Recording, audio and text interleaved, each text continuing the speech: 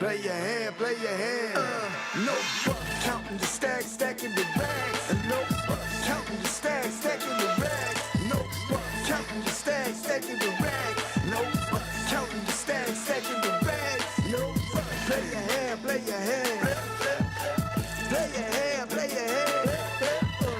Play your hand, play your hand. Play your hand, play your hand. Good afternoon and welcome back to the finale of the Texas PLO Roundup brought to you by Poker Go here at Champions Club Texas. It is our final table. This is Chris McCauley here to give you the action with Dan Fouts. How's it going, Dan? It is great. I'm great.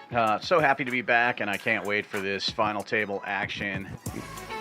It's been a while. Oh, hey, it's been a long time since we've been in the booth together, but we have a treat on our hands. It has been a very fun series brought to you by Poker Go, and we are going to see the battle for it all. Hubbard comes in with a monster chip lead, 7.5 million in his stack. As a reminder, there's only about 20 million chips in play, so Hubbard has the majority of those. Shing and Lu also had great days yesterday, and they are doing well for themselves. As a reminder of what we're playing for, $220,000 and the coveted Poker Go title are currently on the line. Six-figure scores for anybody who gets third place and above. The stakes cannot be higher, Dan. And don't forget that fancy belt buckle. Everybody wants that trophy. It's one of the coolest trophies in the business. Okay, Lou, look at that. He's got the cowboy hat. He's got the suit jacket. He came dressed for success today. I like the energy. That is right. He round up a cowboy hat. This morning, I believe he almost was late for the start of the final table today. Everybody was like, well, I guess just open his bag and hopefully he'll get here. Yeah, you know, good reason to be late. Showed up about 5 minutes before we started. We have one stack on our table who is on critical life support. Firova last night lost almost his entire stack on the final hand of play before the bubble, but he found a way to survive and make it to the day 3 final table. So he's going to need a miracle to survive. I usually go with my wife as well. But there's some pretty cool like kids museums. One folds around all the way to the blinds here. Costa just calling. Got some connection there. And diamonds, jack high. Lou's super aggressive. I don't know how much of the series you've been able to catch, Dan, but Lou has been consistently aggressive with any suited ace combination. That's partially why he's got such a big stack and has had such a big stack the whole time. Oh, what a flop for his hand as well. Open-ended. He's got the hearts and backdoor spades. Yeah, absolutely killer flop for him. He's going to be able to fire at this board pretty relentlessly. I was only able to catch some of the coverage yesterday. I did miss the day one coverage, but I watched quite a bit of yesterday, and yeah, super aggressive, as he should be, obviously, when you've got the chips and the cards to work with. He's going to keep his foot on the gas here. Bets $250,000. Costa, with not much of a decision, makes the fold. And we are rapidly approaching Firova's big blind, which is danger, danger. He's going to put in most of his stack in the big, so he essentially has to make something happen now or the hand after that, otherwise he's toast. That one is solid. You say the signs to me again? Yeah, such a stressful point when you're down to less than 10 big blinds and you know you're going to have to put 2 big blinds in with the blind and the ante, and you're like, it's just such a terrible feeling. I respect the attempt yesterday. He didn't lose his chips in a cooler, so to speak. It was more of a bluff attempt, but Never again. I respect the guts to go for it. He just ran into it at the end of the even by evening. myself, I can't stay in horseshoe for another 2 These days. players were here late last night. I believe they got out of here around 2 a.m., something like that. So Uber once. Firova had to play close to 18 hours of poker to make the final table. He got in from the morning 8 a.m. turbo flight and managed to run his stack all the way up to an FT. So one heck of a run. Yeah, that's an impressive amount of poker for anybody. And then to come back and Not unless you know the secret. after less than 12 hours and be right back in the seat. And to know that you're coming back to almost no chips at all, It won't be a it's secret tough. anymore. But on a break. we'll see how he handles it. I mean, Queen 997 double suited off of such a small stack, that is a monster. I think this is a mandatory raise, just planning to get it in with whomever. I promise you. Yeah, it's interesting when you're, if this is Hold'em, obviously you get it all in, right? It's a secret. You can't get it all in pre-flop in PLO, so Wow. That is a shocking fold. Yeah, Based on the number of bigs, I would say any double suited hand you can think about, and a hand as connected as Queen 997 double, that's the time to go. I think I'm really surprised Firova folded the hand. Yeah, I'm also very surprised, especially you can't win. You know, when you have the ante in the middle, you're not winning that back as part of your bet, right? So you're costing yourself 60,000 by making a fold there, in a way. Yeah, well, I mean, and the terrible news for Firova is now that he's folded that hand, it's almost certain that his next hand is going to be marginally worse. Queen 997 off of 3 bigs. It's hard to ask for much better than that, but we'll see what Firova gets. He's in the big blind now, and he's only got about 130,000 behind. Yeah, since his ante is in the middle, he can only win effectively 230,000 now instead of 290,000 of his stack, so it just changes the equation. We'll see what happens. A lot of star power on this table, seated next to each other. David Shaw, very big in the Houston poker scene, $1 million in Hen Mob, and Hubbard, monster stack, also very well accomplished player. He has won multiple titles recently, including, I believe, a PGT title. So he is he's a force to be reckoned with, and he's showing it with all the chips he's got in his hand. It's actually not expensive. No. Certainly. This is off season. You can get one for like, I get a BMW for $30 a day the whole summer. Oh yeah. I get it from SIXT. Uh-oh. Yeah. Super premium alert. They're all German cards. Seville, Almost. They have other stuff. Ace but they King, come in Jack yeah, Jack with the Ace King diamonds. That is also a It monster. varies, but at least Yeah, and Hubbard already opened this I one, didn't so show my card. I was very we're going to have a happy. pot. I normally use my corporate rate.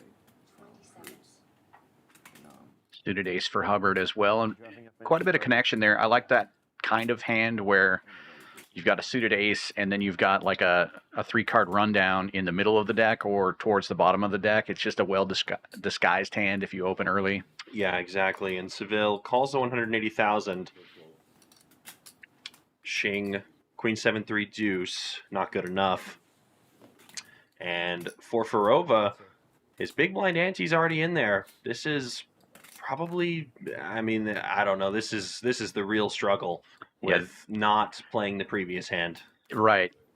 And this is a hand like with a raise and another player in there. It's just a hard one because even though you have a chance to triple up there, that kind of hand is tough to beat 2 players with. And neither of those big stacks are ever going to fold once those chips go in the middle. Well, there's certainly going to be getting chips in the middle now. Hubbard flops top 2. Seville flops an ace with the ace-high flush draw. I have a feeling that Seville is going to be sailing his chips into the middle as soon as possible. It's always crazy to me when you see it looks like somebody is dominating here, but it's still a coin flip. It's a coin flip that Seville is favored in, which is a bit crazy considering Hubbard has flopped top 2.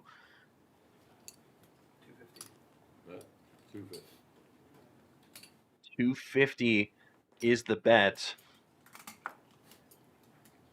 Hubbard going to feel pretty good about this situation. He checked it over to Seville. He's got the range advantage. He's also got top 2. He's potting it. Seville shakes his head, but he knows he has to get it in, and it's hand number 3, and we are already all in. And not the player we would have anticipated to have all their chips in the middle at first. Absolutely not. This is actually great news for Firova. If something happens here to Seville, he's going to get a money jump. Seville looking to double, though, through the chip leader. I would rather have the winning hand. Players are just waiting. Hubbard looking to fade a diamond, a king, or a jack. And if he can do that, he is going to stack the player directly to his right, and he only has 1 card to come. Still a sweaty one. Broadway draw available for Seville. A coin flip until the end, but a coin flip Seville cannot win, and Hubbard stacks Seville, adding to the chip lead. The dead man's hand holds and kills Seville in 7th place. Ouch. That is a shocker given Firova's starting stack. Honestly, if Firova had gotten it all in with Shaw and busted, he would have been out the door the hand before, and it's Seville who would have made the pay jump. So it seems that Firova found a way to fold his way into a pay jump. Nicely done from him. And that will end the day for Sterling Savill. This is his second final table in this event. He made it to fourth place last year for 80K. Oh, yeah, very nice. And a very nice run here. Man, tough to go back-to-back final tables with the lineups that we have here for this event. What an impressive feat. Such high-caliber players, mind you. I think there's only, unless I'm mistaken, there's only one Houstonian on the table. It's Shaw, right? Everyone else is from out of town, so... Yeah, Firova's from Laredo, Texas, so he might consider himself a local player, but... San Antonio. Yeah, other than that, it's crushers from all over the country. I mean, it's a stacked lineup. We have seen some absolute legends of the game play. Alex Lawrence was here. Bruno Firth was playing some hands with us. Bryce Yaki, incredible hero call on day 2, and made a decent run as well to get that far. So we're in one of the toughest PLO tournaments that's currently running in the continental states, I would say. So to make it here back-to-back 2 years in a row, what an accomplishment. Yeah, most certainly. A very pretty hand here for Lu. Back to the action. Suited ace, all Broadway cards. Open it up here, and Firova with a monster now as well. All right, Firova. We certainly can't fold this one. Ace, queen, queen, 4 with ace high hearts from the small blind. Firova's going to put in the remainder of his chips, and David Shaw is actually getting a phenomenal price to call and eliminate a player. So I think Shaw, unless he has garbage, which it looks like he did, he could make the call. But we're all in again. Hand number 4, Firova, Lu. Lu needing to get lucky. Firova actually a big favorite here, 65-35, which is enormous in PLO. Great chance to double up and potentially have another orbit to work with. Couple kings on the flop. Put a couple kings on the flop. Then we got to get a new deck. All diamonds on the flop. Ace high. So far good for Firova. Lu will need to pair one of his kickers if he wants to knock Firova out. 10. And he can't do it. Firova finds a double from dust to doubling. And Firova's got a fighting shot now with a few more chips to work with. Still less than 10 bigs, but that's got to feel good. Yeah, started at the final table 290. He's going to have 460 now. Big blind currently is 60,000. Thank you. Bought himself a minimum of 1 orbit, potentially longer. And laddered up, $10,000. 30K payout for 7th, 6th place, guaranteed 40K. He's center no more. Usually the common joke on these streams is that ICM is for poor people, but every pay jump today is $10,000 or more, so I'm not really sure that's applicable on this FT. 10K jump from 30 to 40, 40 to 50, and then from there, pay jumps get absolutely crazy. One of the biggest ones from 3rd to 4th, from 65,000 to a 6-figure $100,000 score. So these players have to be super careful with when they choose to put the chips in. Indeed. My first real jersey was purchased 2 weeks ago. Was Castle. Oh, nice. Yeah. No Wemby? I mean, everybody go Wemby jersey. Yeah, so that's true. it's not. Castle plays like a 10-year veteran, and I respect that so much. Yeah, he's really good. He should be the point guard, I think, not Fox. Holds to Shing in the cutoff. 6 of clubs disconnected from his 3 Broadway cards, but his 3 Broadway cards are quite nice. Ace, Queen, Jack with Ace high spades.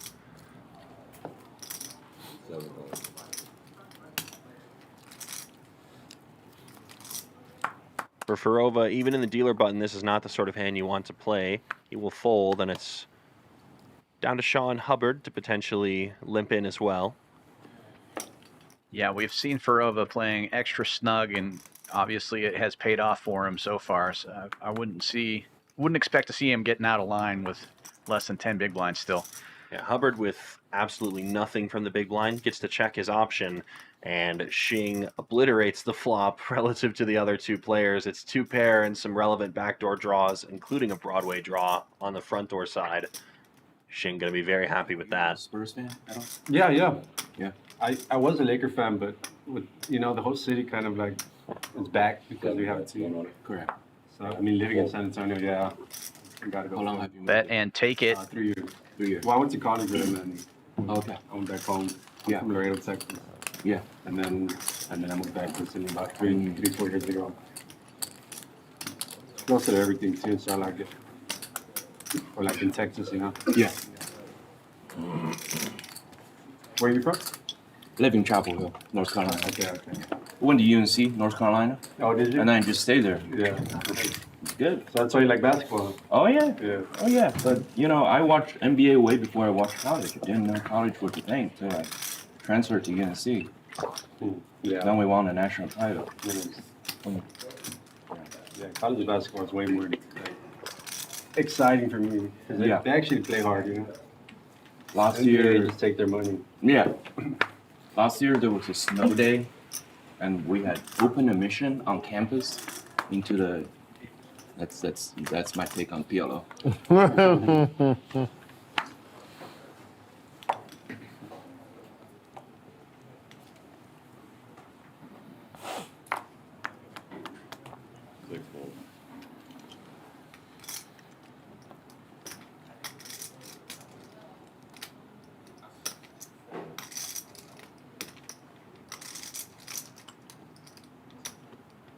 $150. 750. 150.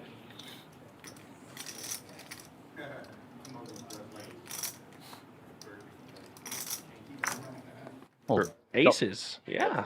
Look at that. perfect timing as Shing's got a pretty little double-suited hand here and has raised it up. But Firova's going to be in good shape with that 7 and 5 in his hand. Kind of blocking Shing's. Does get it all in for the 460. Costa with a nice hand to try to bust a player, but with Shing opening early, he's going to get out of the way. Yeah, let's see if Shing wants to gamble here. He is connected. He's got one little gap in his hand, so his hand has a couple of nice properties and is usually in decent shape against aces. Unfortunately, Firova has a pretty bad combo of aces for him to be against, with the 7 and the 5 being shared, but Shing will call nonetheless to see if he can run it and bust a player. And Firova has one of Shing's suits covered as well, so great news for Firova. He's going to be a 65% favorite and a chance to get up over 1 million chips here. 3 sides. 3 sides. Black cards. Oh, what a flop, though. Oh, no. All the outs for Shing. Oh, gosh. Shing's got his little wrap working for him. He does not get there on the turn. No clubs. Will a river deliver the exit for Firova? Out the door on the river, the 9 of clubs sends Firova home as Shing straightens out. 6-7. Gets there. Oh, man. The hand of the kids keeps killing I people. know. Firova managed to make a pay jump off of a 3 big blind stack, which is not something you say every day. What a wonderful run for Firova after playing a marathon of a session yesterday, and congratulations to him for finishing in 6th place for $40,000. Yeah, great take home for that. And How do you know Now you Misha? can tell me. You're now we're down to the final 5 so quickly. It took forever to get down to the final table last Oh, night. you're telling me. We had to do 2 parts of the Poker Go stream. We had to split it in half. It was so long. But we made it, and these 5 players now have a lot to consider and a lot to play for. Chris Costa, now move over to the this seat? pretty clear last place stack comparatively to everyone else. Yeah. Lou with about 3 million in his stack, What's that? sitting in a comfortable 3rd position. I lived in New York for a decade, Okay. but I live. Yeah, and even the short stack has plenty to work with, though, at this You point. sound like you're from New York. I do. Yeah. Interesting. A couple of vowels. I grew up in Virginia. Okay. Yeah, East Coast, I guess. I mean, before I went to Chapel Hill, I was in Flushing, Queens. Oh, cool. I'm sure you know that neighborhood as well. More to my left. Yeah. Okay. That good? Even better. I mean, I'm sure you know that neighborhood. I do, but I prefer the Brooklyn Chinatown. I think that's that's the Eighth slip Avenue. ahead. Eighth Avenue. Sunset So Park? much better. David Shaw, pretty junky Broadway rundown, will make the fold, then folds over to Hubbard, our chip leader, who is going to be pretty aggressively opening the deck whenever he has combos here. So he will start off proceedings, but he will run into a big hand from Chris We Costa. won't get into that.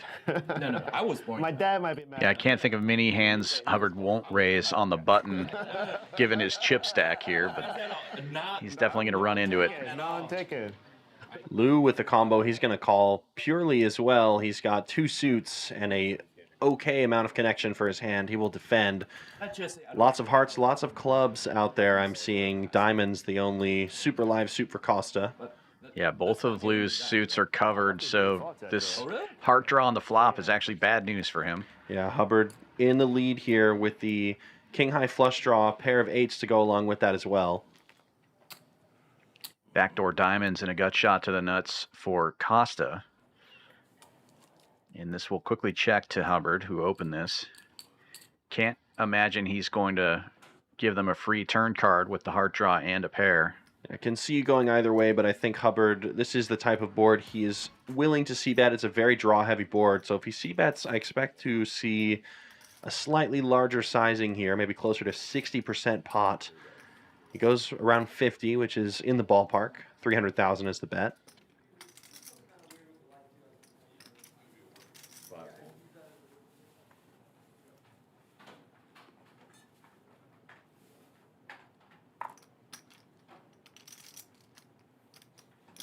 And Lu with the worst heart draw. Gonna get rid of it. Good fold.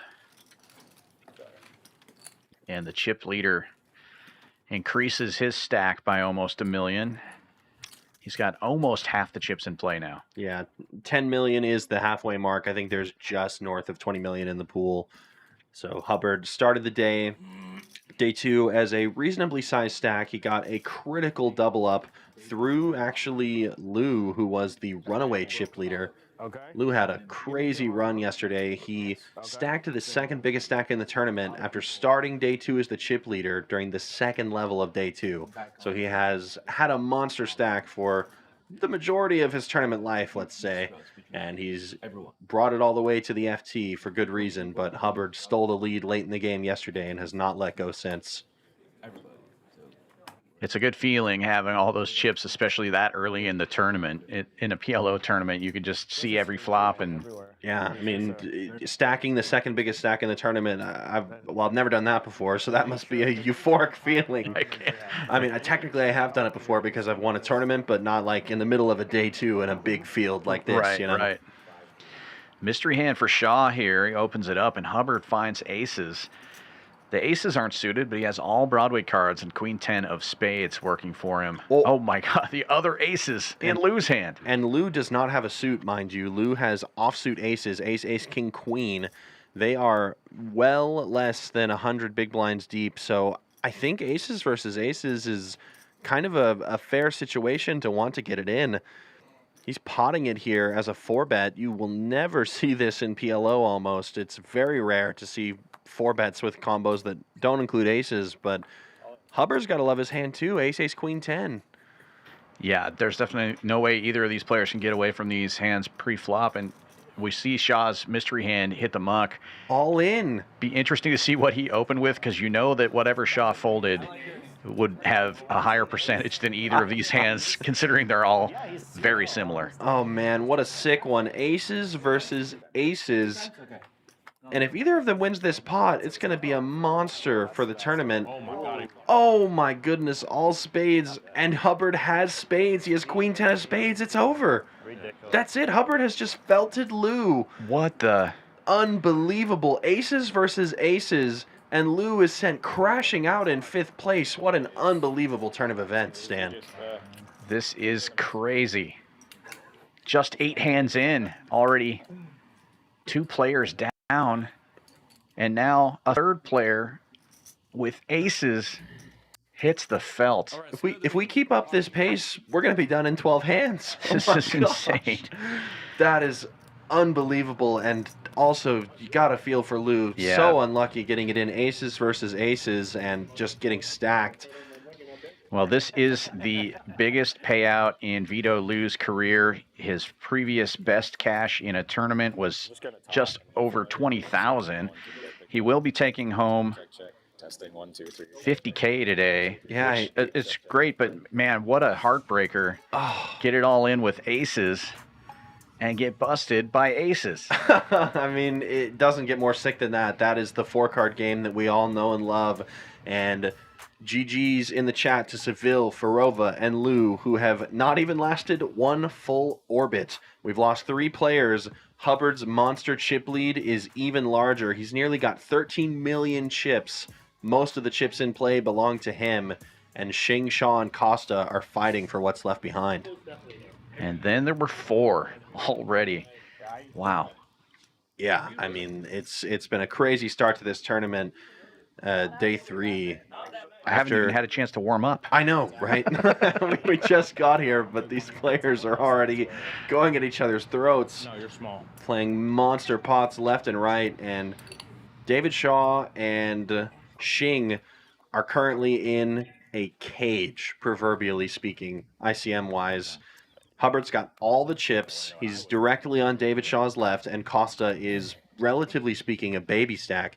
He's barely got more than 15 bigs in his hand, if that. So Shaw and Shing have to be super duper careful.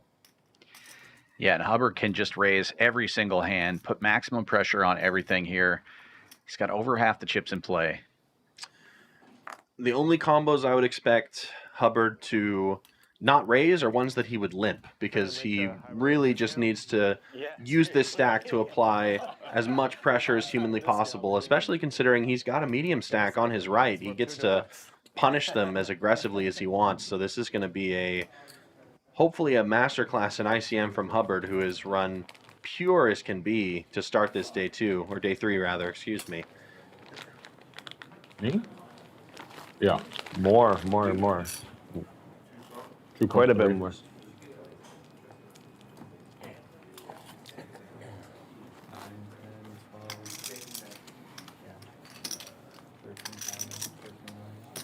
You got enough room? I can move. Yeah, no, we're good. Yeah, I it's think like they're going to 60+%. Yeah, about, so we're all, I don't know. He's counting. But yeah, I'm good.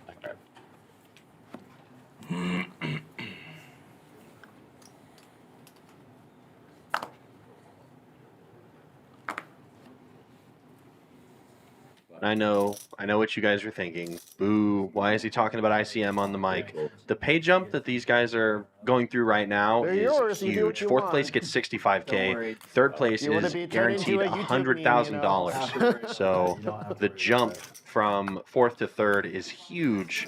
6-figure score on the This is what's line wrong with for poker in whichever of these 2025. Look at players this guy. can outlast just one more. And Shaw has been chasing that elusive 6-figure score his entire career. He's hungry for it. Tons of wins, but no 6-figure scores yet. And he's gotten close. Like, he's had wins. He's had like 80K scores. I think he's had a 90K score on his Hendon Mob roster. But Shaw has always been talking about it, chasing a 6-figure, looking for the 6 figures. You've got a great shot today, as long as you can hold the line.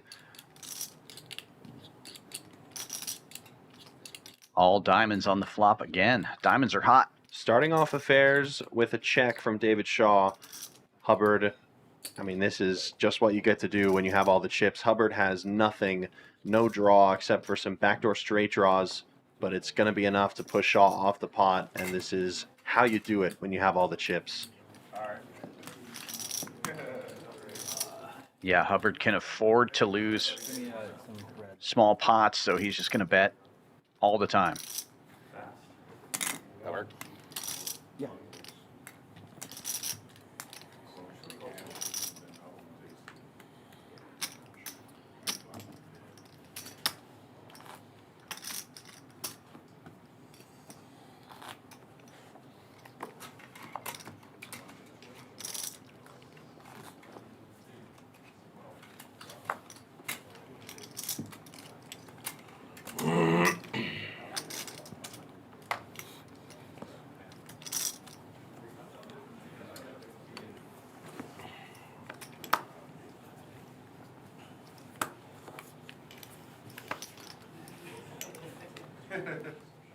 Double suited hand for Shing. Some connection here. Ace high clubs, king high spades. Definitely worth an open. 4-handed. There you go. Just going to keep the pot small, though, and limp in. I don't hate it. I think this is a hand that can make the nuts in a couple of different ways. It's got some decent connectivity on the high and the low end. Yeah, these guys really don't have an incentive to open because they know that Hubbard is going to push the action a lot. So Exactly. If Just call, keep the pot small. if Hubbard gets any decent combo, he's allowed to just say the word pot with impunity, and it's going to put everyone in a terrible position. So no one really looking to bump the action too hard. Costa checks his option with dominated spades, it looks like. King high spades are the nut suit there.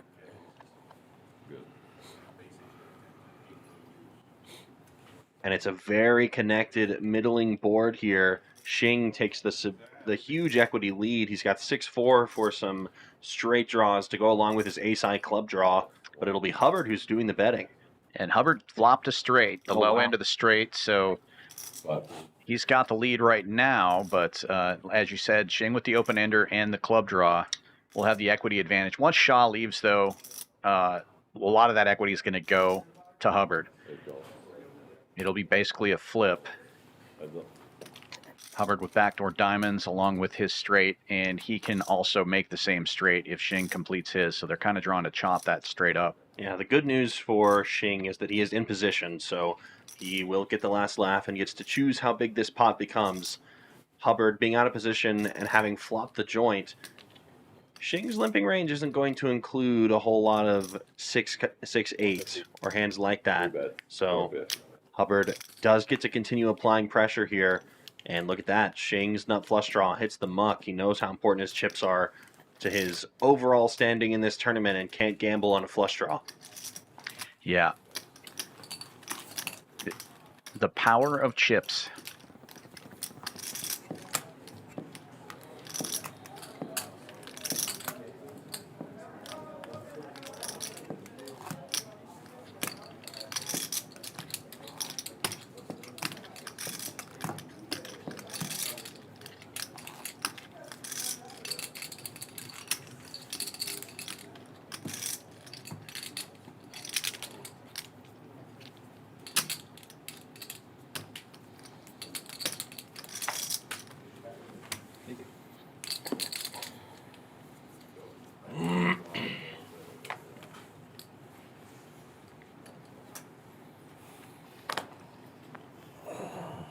Too close.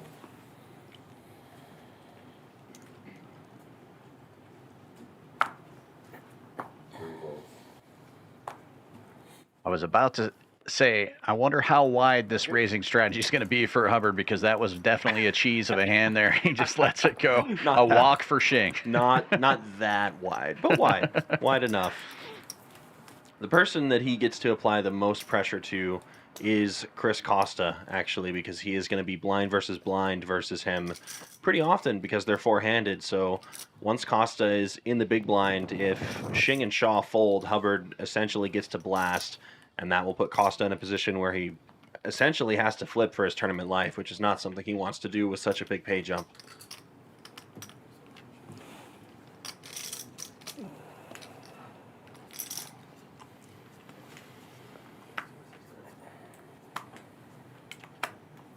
Looks like AC in the Poker Go chat.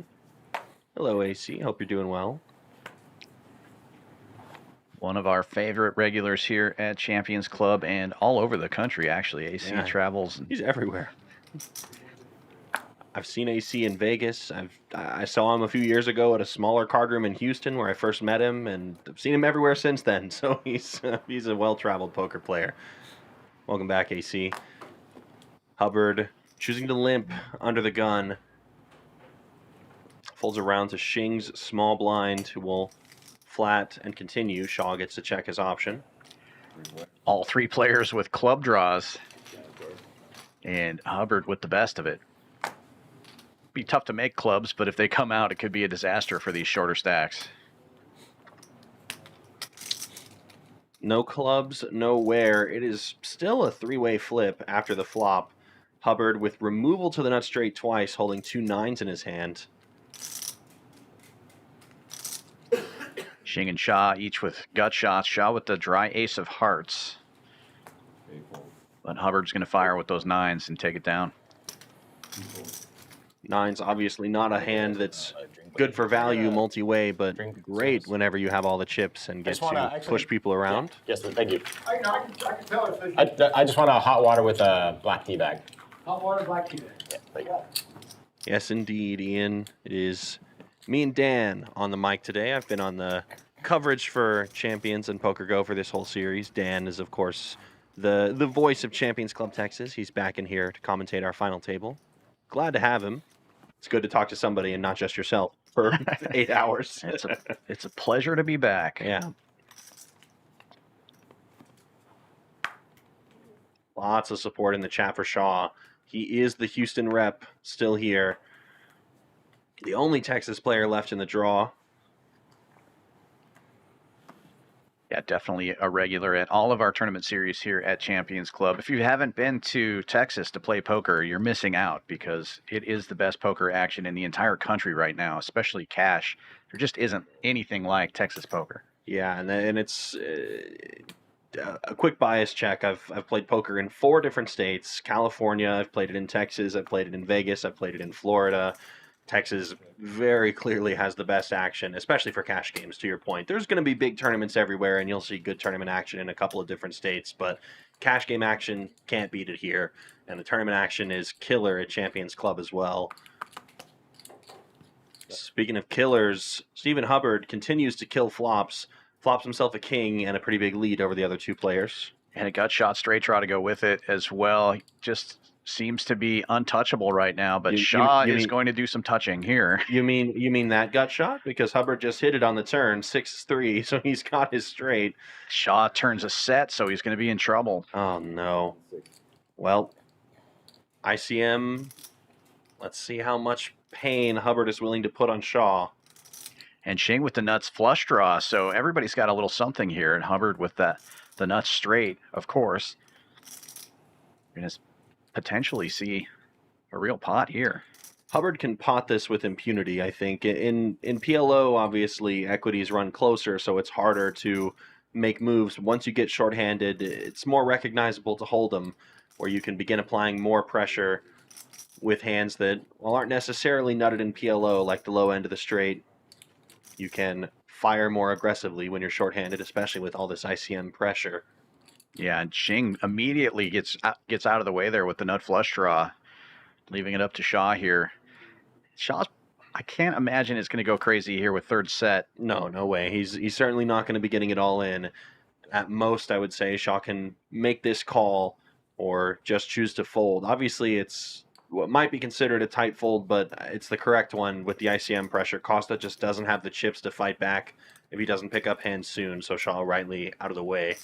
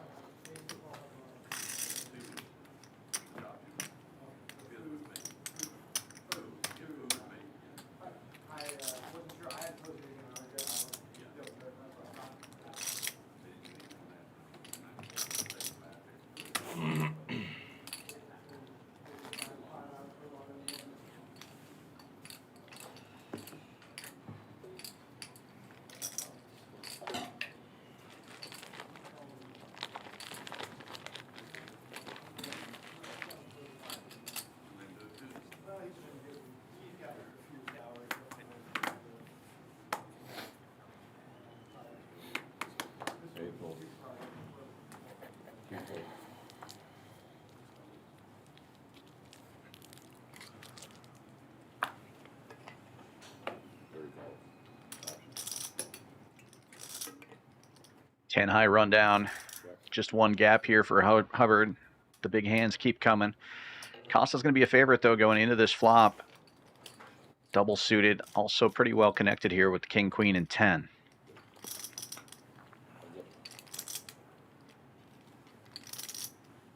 Out jack high rainbow. Hubbard with the inside wrap. Wrapped all the way, actually, with that 6. Holy cow. All these cards are good for him, but a diamond won't be. Hubbard still has some outs here as Costa turns a flush draw and is ahead with his equity. Yeah, and Costa now with the Broadway wrap. Any Broadway card gets him there. And Hubbard with the whole middle end of the deck.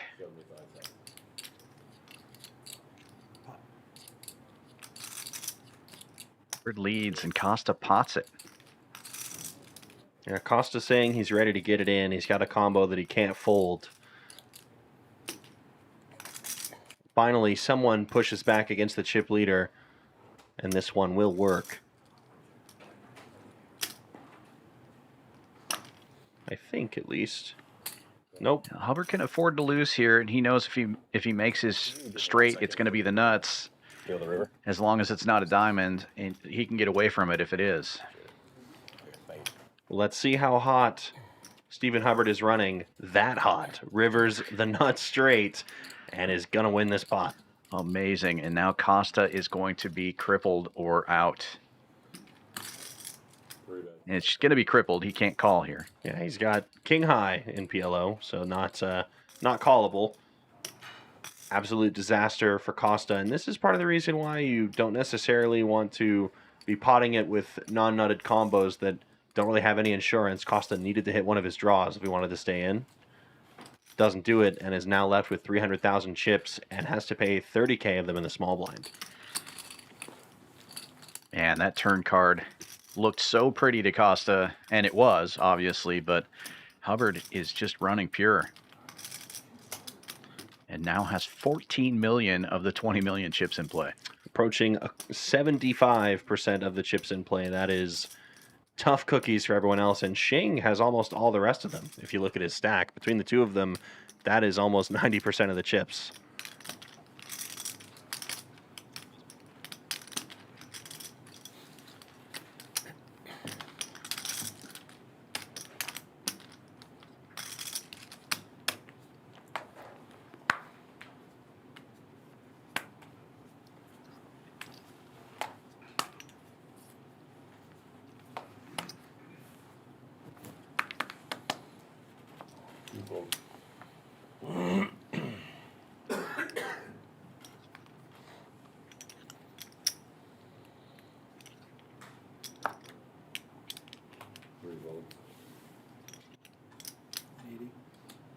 Flat raises 180.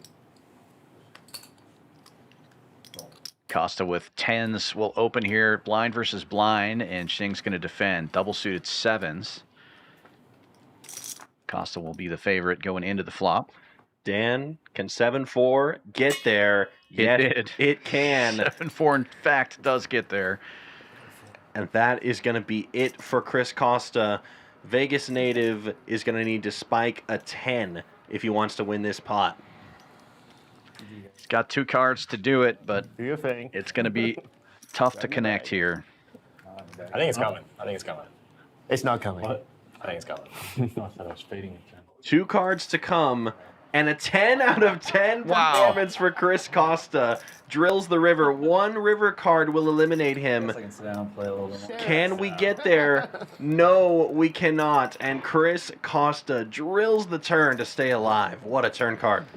Still going to be in trouble here with less than 10 big blinds, but that's got to feel good to hit the two outer and stay alive in the tournament here with that huge jump. I see all you jokers in the chat typing GG. Never type GG or say good game too early. It's not over until all 5 cards are out. And Chris Costa scrapes by back to 10 big blinds. Look at the disparity in chips. Hubbard, 14 million. The next closest stack is Shing with less than 4 million. It is crazy. A lot of times you'll see some of these bigger tournaments, they'll make some kind of ICM deal. Hubbard just has no incentive to do that. Yeah, I mean, he's got all of it. What is he really wanting to make a deal for? Exactly. Blinds will be going up, going to 40-80, which is going to put even more pressure on Costa in these shorter stacks. What a river card, or turn card, excuse me, for Chris Costa. Pumping his hands. He's excited. I'd be excited too. What a turn. Yeah, that might have been a $35,000 card for him right there. Exactly.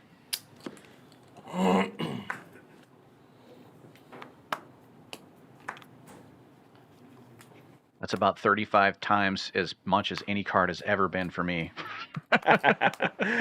I think we're in the same boat there, Dan. Don't you worry. I haven't had any $35,000 turn cards yet. Chris Costa has probably had a couple of those. He's got some accolades in tournament poker. He's got some decent scores on his Hendon mob. He lives out in Vegas and is actually a plastic surgeon by trade.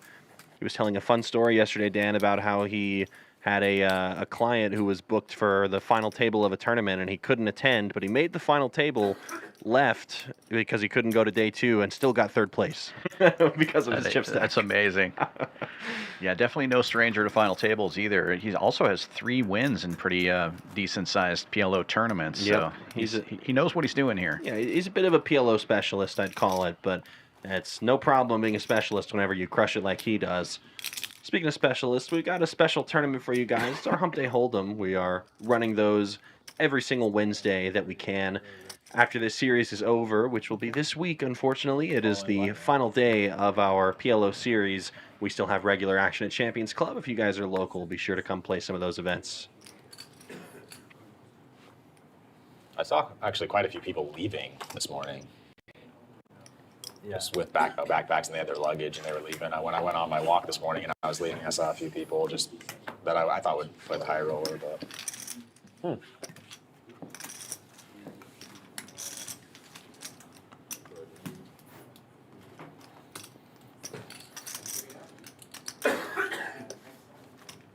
Costa back in the big blind now. He's going to have to put a significant percentage of his stack in. The final table Sunday with like a couple other tournaments on Sunday, like, Yeah. it would be a better structure. Yeah, I can see that. Like, right? Because then it's like, oh, you know, but it's Monday. It's also like Time to get out of here on Monday. it's Monday. Time to get out of here. The high roller starts at what? 2. Right? 2, yeah. Yeah. Which is like not that late. It's actually nice. It's not that bad, but like Yeah. it's started pretty depressing to like bust Yeah. this on day 2 and have to stick around. Right. until like for a late start. Yeah, like, little like just bit. maybe start it at like Maybe just noon. started it, yeah. Yeah, Just started at because everyone that wants to play it is kind of just going to be up anyways, and Yeah. that extra 2 hours is just Couple like, of kings for Shaw here. Suited hearts. 3-handed PLO, this is enough to open, even against a chip leader. Standard. Certainly preferable to limping in and letting the chip leader apply pressure.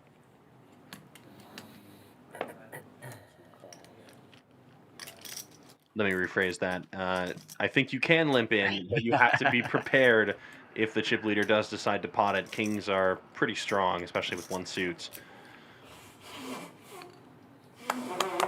Hubbard does get to limp in pretty wide, but he does have 2 suits, diamonds and hearts. Costa's going to get to see a free flop here with a real cheese hand, but he has the low end of the deck, and he's the only one who has spades.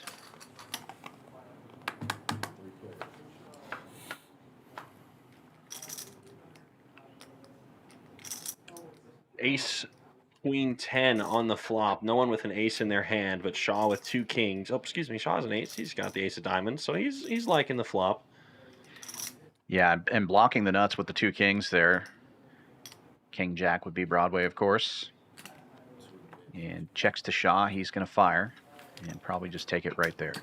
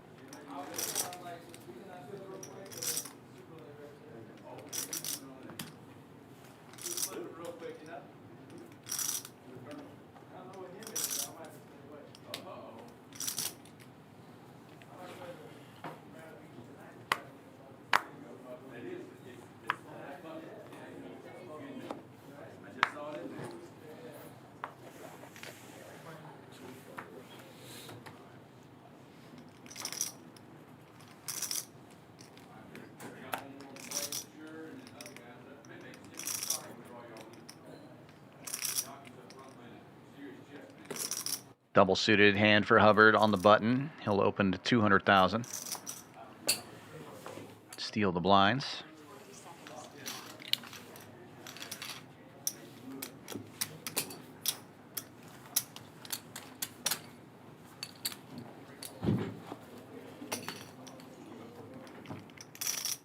Got Jess Richards in the chat, supporting Shaw, who says she's even better at poker than he is. Well, Jess, not for nothing. Jess recently won I believe, a mystery seat to the 10K that's in Vegas in December. So she's going to have a chance of monster score if she can cash that one. So good luck to Jess. Good luck, Jess. That is a power duo, Jess and Shaw. They're both pretty good at poker. Indeed. And usually you see them both at all of the events. Yep.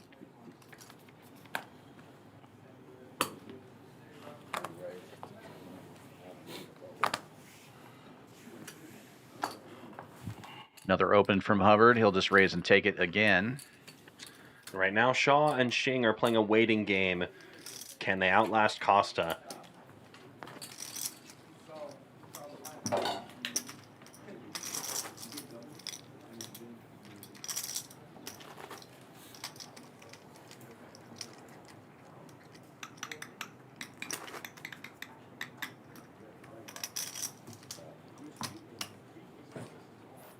Got Caitlin Comiskey in the chat as well. Speaking of power poker people.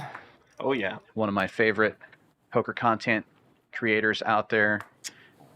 Super awesome to see her around as well. She's often at the Texas events here at Champions and elsewhere. Yeah, good to see you, Caitlin. Glad to have you in here.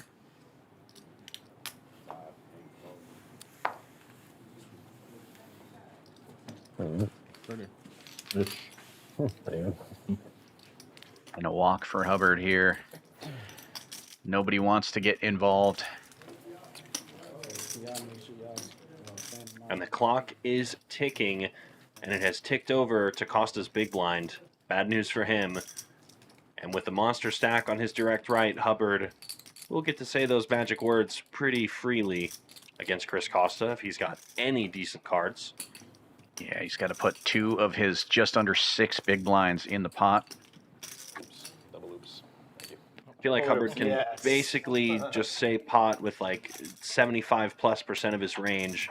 Maybe only the absolute bottom would he ever consider folding, or maybe even just limping with some of it, just to see if he can put pressure on Costa post-flop. Shing and Shaw essentially no incentive to play these hands if they're not strong. Even ace-king 5-5, not good enough. What the heck? That's not fair. Hubbard picking up aces with a suit. Sorry to just laugh, but it is just funny. I mean, it's not fair. And Costa picks up what should be the nuts. Yeah. I just can't believe it. Double suited ace-queen 9-9, and it's crushed against Hubbard. Life is not fair sometimes, but when you are Stephen Hubbard and you're running this good, it's good to be the king. Let's see if he can hold. Brian, there's a camera there. Please move over. Not that way. We're seeing Brian's back. That's not what we wanted to see, but it's okay. We will shift over to the other cam. I need clubs. Let's go clubs. Costa needs clubs, and that's it. And Oh, it is, set of 9s will be all right.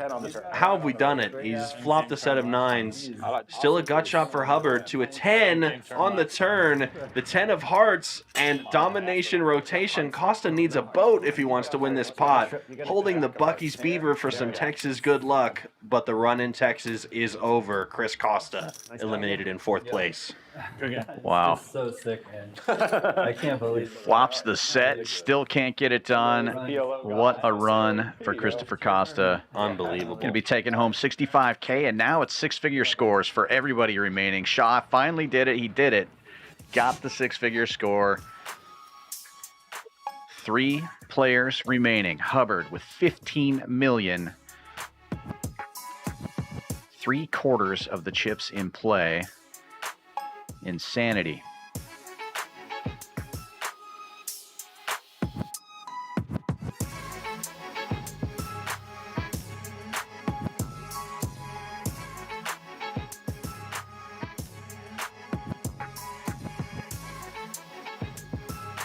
Shing almost 3 times as many chips as Shaw here. Shaw's going to need a little bit of help as the short stack now. And with only 3 players left, Hubbard is going to be able to apply a ton of pressure. I imagine they're going to reposition the players a little bit and bring out the belt buckle. A great trophy here at Champions Club for the Texas Poker Open. Actually was the winner of the best poker trophy last year for the GPI Awards. Pretty exciting, and hopefully we can repeat that with our trophies from our other events. We've got some great trophies for our regular series here at Champions Club as well. But always fun when Poker Go brings the PLO series to town and the big belt buckles come out, made by a local Houston belt buckle shop. Come visit us here at Champions Club in Houston, Texas. We're the only poker club in the entire state of Texas that has a hotel on site as well, so you can stay here and play here. And we're always happy to have Poker Go come to town and stream on their platform. Poker Go guys always do such a great job when they're in town, and our production crew doing a great job as well for this series yesterday. A super long day for everyone.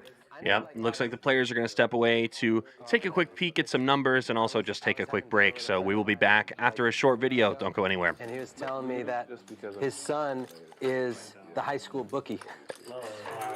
Like, and when I was gambling when I was gambling since I was 13 years old, but I would never thought of being a bookie in high school. I mean, Shit, imagine. just imagine the business you could have, like, when you have 40 years to inherit clients.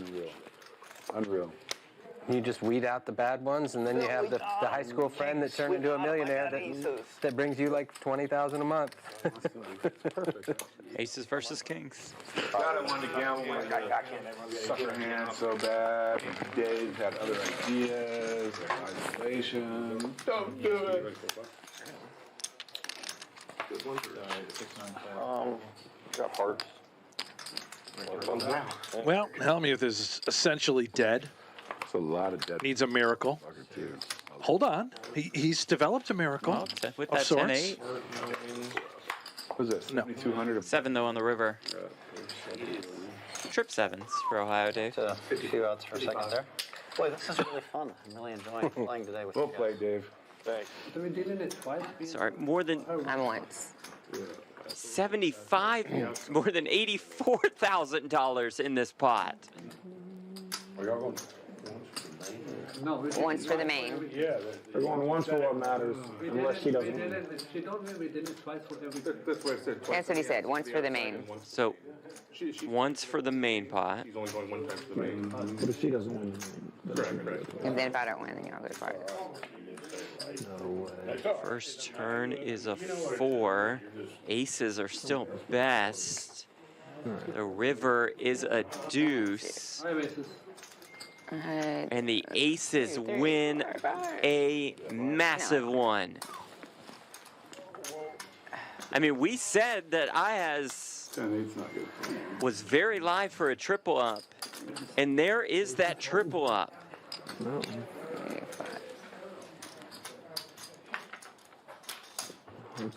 Second run out. I said I totally didn't have shit. Another 4 on the turn. Ayaz becomes the favorite again, and the river is a king. The scoop for Ayaz. More than a 50K profit on that hand, getting the chips in with 1 pair in PLO. Oh, come on. Oh, Josh will come for it. Yeah, let's get back to fighting. Come on, guys. The fight will be on if Hellmuth gets his aces cracked once more. It was by Ohio Dave earlier. And could it be by Josh now as it comes King, Queen, 10? This is going to happen. Look at it. Josh is a favorite if the money goes in. We're pregame for sure. You got the ace queen 10 down double? 17 queen more. double, yeah. Ace queen 9, yeah. Run it. Come on, Josh. Above board playing hand. Don't be afraid. Anywhere else? Or Just aces. where do you use? Just Hellmuth. You're a favorite. Yeah, a lot of private games. Dealer. Do it out of spite. I just get so tilted whenever I just see the dealer do the tip back. Yeah, he's Southern Houston. Here we go. There we go. Yes. There we go. Yeah, just aces. You know, unless they're really good private games. Josh gotta like to hear that. Yeah, they have rules you can't even, like the way to beat it is to not stay too long, but you can't even, they have rules against. Yeah, they just whack you to death. Yeah. And then you're not cashed out. Well, we'll give you 50. And the 5K. Yeah, when you get the other 50% when you come back. Sucker too. Like I know that. Arya versus Helmuth. Oh, hold on. Just aces. Yeah. Let's just go. And then they will He just wants to get it over with. So like let's say you get up early and then you like no, just About 9,500 in the pot. I'll still play like even short. Come on, let's run them. Well, what they should be doing, like when we play short of mine, go down. That's because everything's, I mean, and the tipping's faster. It's like, dude. Turn 9. Sure, because then you're just. Straight comes in. That's just it. That is just it. You whack yourself. Bingo. And even more. It's about 4 hours unless the Bills lose. Then Brent pulls the plug immediately. Yeah, club will be shutting down. Series canceled.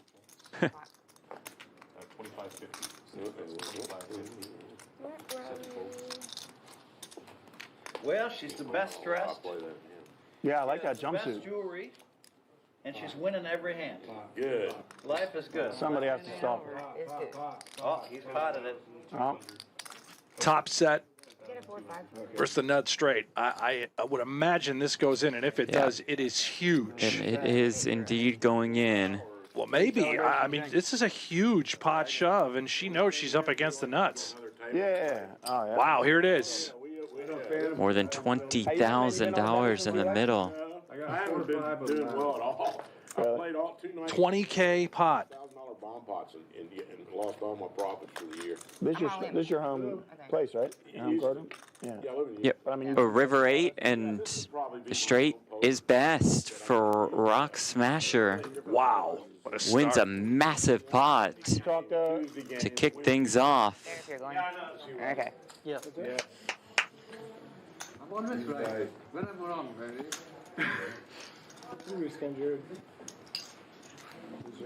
It's definitely me. It ain't these things. You gotta like. Oh my God. You're gonna win. What? It's your buddy, dude. Got 8K in the pot. Guys, you're not gambling. Harry I'm with not the playing with you. aces. I'm not coming to Aces, you. queen 10 double bold. suited.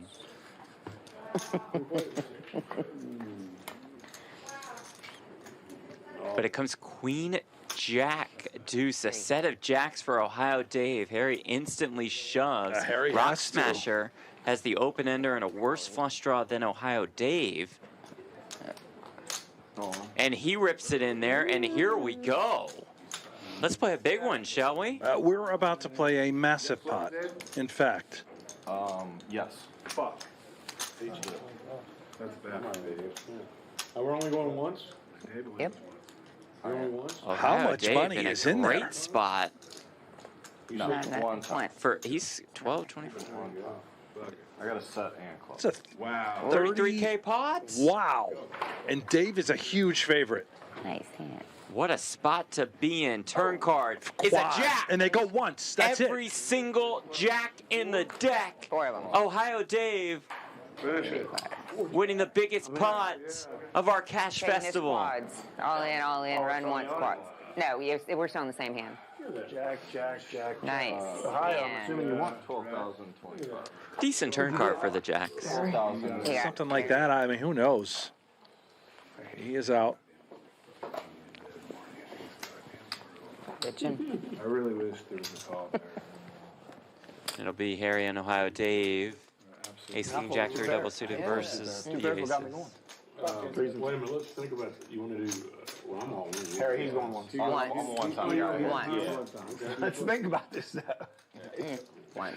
You're a one-timer? Yes, sir. Not too bored. I had queens and eights. Huh? I had You queens got and queens eights. in your hand? Queens and eights. Fuck. Good Yeah, job queens sticking up for too. yourself. But I have a flush draw. Oh, Harry's flopped. 5-3-3. Yeah, look at this. Oh He's my got trips and goodness. he's flopped it all. A dream flop. Can you wheel him? Turn deuce. An ace. Oh, no and way. finds the ace on the river. Wow. How? Oh, the case. That's cold.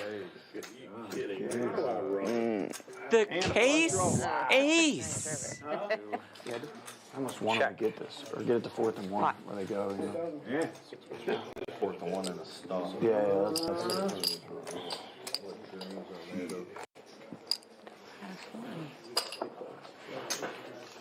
Well, I didn't hit 1, and I was in. So let me till get this the straight. river on a I couple just want to, can you guys explain one thing to me? My man over here, right, who said, Oh, here we go. he said, hey, Phil, I'd never invite you to my game if you don't gamble enough. He's the one that wants to play 25, 50 Palomino more and nothing.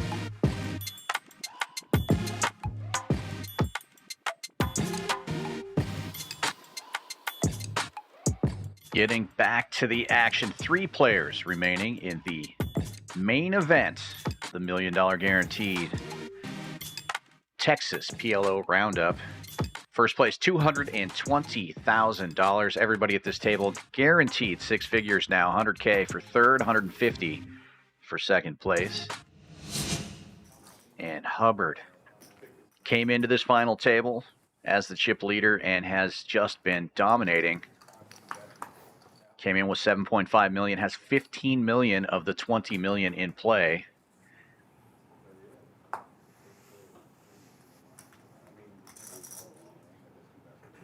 Shaw gets out of the way. Hubbard fairly well connected here in the middle of the deck, 9-7, 6-4. All those chips, he's going to keep the pressure on. Opens this one to 240,000. Blinds are at 40-80 right now. So the button is over. I was under the gun, the big blind, and he was in the small blind. So he's on button. Okay, that's right. Sorry. Yeah, I raised. Yeah, it was blind versus blind. It all makes sense now. Yeah. Yeah, we have a dead small blind right now. The players are just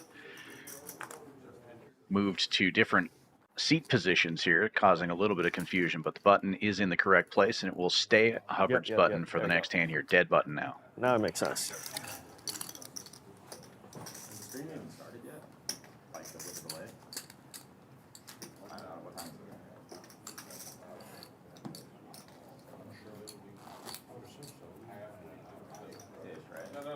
Larry, what time is it? 2:20. Okay, so it's been going for about 10 minutes. Yeah, exactly. Right?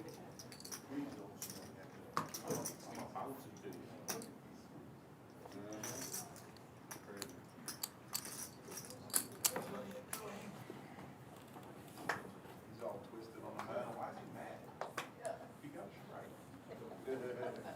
No, Did you guys remember to turn your mics back on? Let's turn mine back on.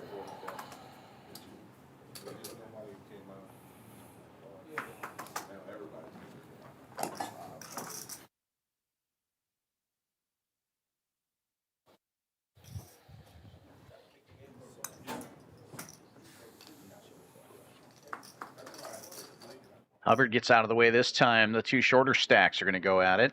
Shaw will be a 60-40 favorite. Going heads up to the flop here with King 10-10-5. 2 spades on the flop. He also has the only spade draw. Pairing a gut shot for Shing, though. Not the worst of flops. And he's going to lead out.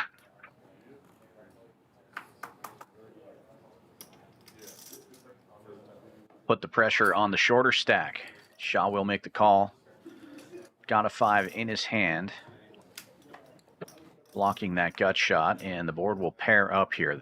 10's still in the lead. But I think if Shing fires another bullet here with the board pairing, Shaw is just going to have to get out of the way. Shing does shut it down, though.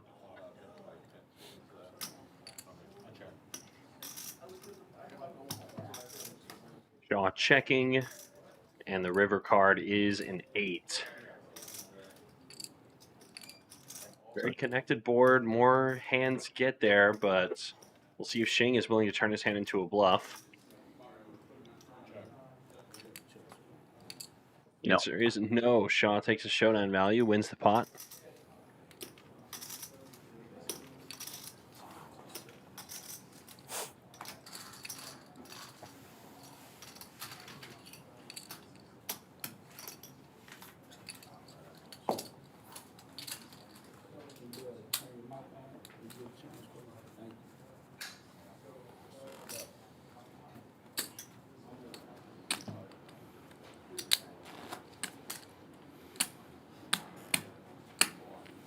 I'm blanking on the name of that Dragon Ball Z character, and it's bugging me. Broly. I knew that. I can't believe I couldn't remember that. It's driving me nuts.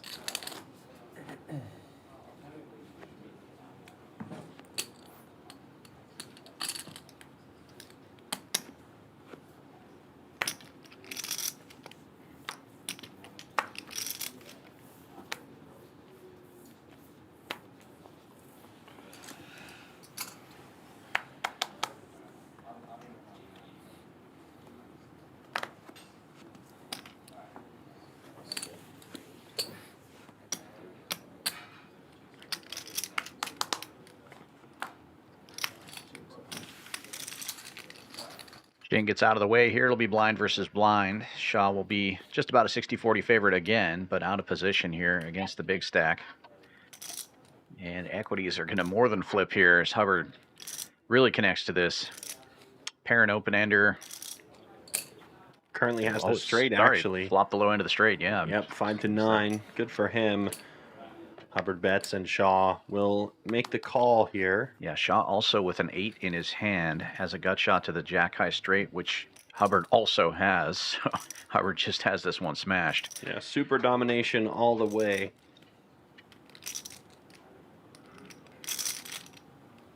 Hubbard has the super straight, the 3 to the 9. Doesn't count for anything, of course, but for the 4 to the 9, excuse me. With Shaw calling on the flop, though, Hubbard may slow down, worried about the bigger straight. Doesn't want to give Shaw chips unnecessarily, but it'll be interesting to see if he continues. Yeah, he's going to go 3/4 pot. I guess he wasn't as worried as I would have been. Yeah, on the 4 of spades, introducing some additional spade draws. Good to continue double barreling, especially as the chip leader. As sad as it is to say, the worst thing he can do is double up Shaw, and it won't really make a difference in the chip stacks. So he's willing to fire and go after it.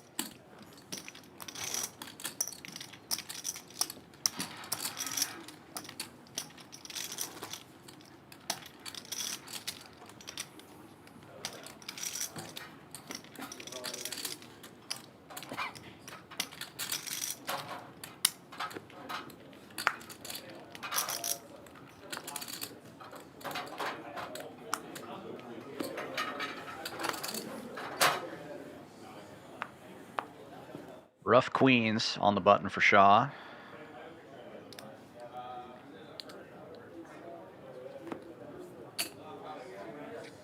Free-handed, he's going to go ahead and raise it up.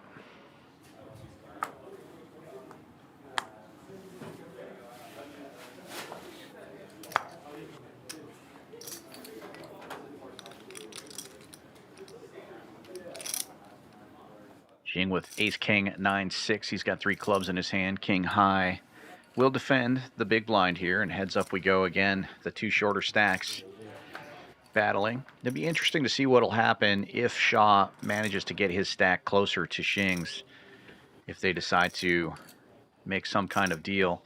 All low cards on this flop here. Shing does connect with that 6, but Shaw's queens still well in front. Shing with the ability to represent the ace-high flush on the turn, holding the dry ace of spades. Shaw with just 1 spade in his hand. Yeah, and Shing again leading out. If the spades get there, he will likely do that. But it's a queen, and Shaw with the check mark. He's going to feel great about his hand now. Obviously, it's not the nuts, but it is the second nuts. Third nuts, but it's okay. He's still happy about it. Well, if there's another straight, it's just 3-4. I can still read poker boards. Yep, second nuts. I was doubting myself with PLO. Counting which nuts are what is tough in this game. It's not as easy to count nuts as you would think out there. Uh-huh. Another barrel from Shing, and Shaw. A blissful queen of diamonds on the turn. Now Shaw could pot it for the rest of his stack here if he wanted to put maximum pressure on. But he's worried about the straight and gets out of the way. What a great play by Shing. Wow.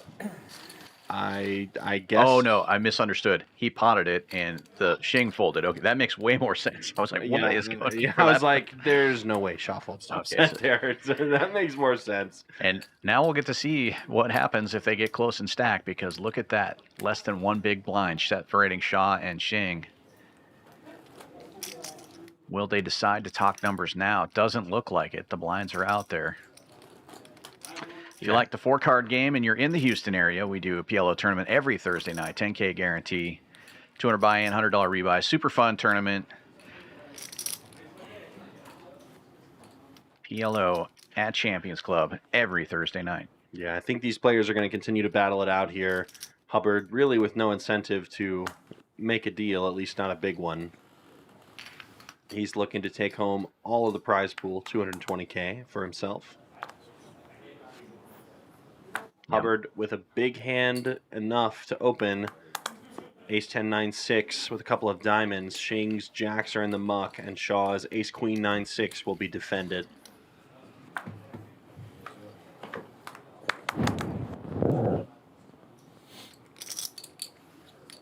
A decent start for Shaw, who has a superior ace high, which is dominating Hubbard. Unfortunately, this is a board texture that Hubbard can continue to fire at pretty aggressively. Yeah, tough spot here for Shaw. No hearts there and no pair. He just really can't defend. Yeah, graphics were not correct on that hand. Shaw is not the one who bet and took it. It was Hubbard. Hubbard bet and won the pot. Yeah.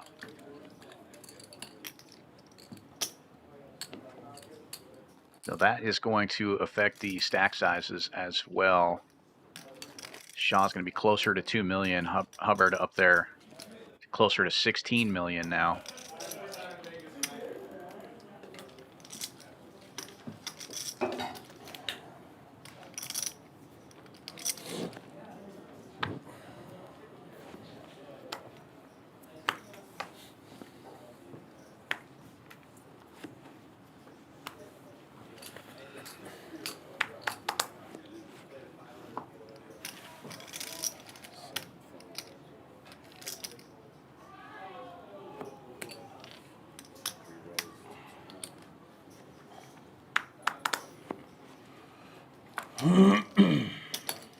Aces for Shaw now. Single suited.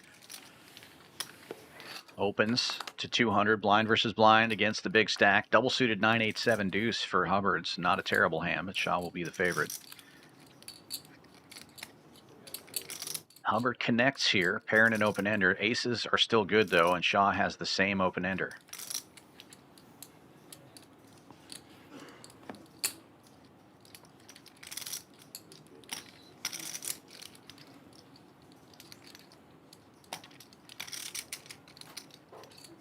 Shaw leads. And Hubbard's just going to call. Yeah, Hubbard not going to get too aggressive with it. Just making the call here, not looking to overinflate pots versus Shaw. Turn card is a brick.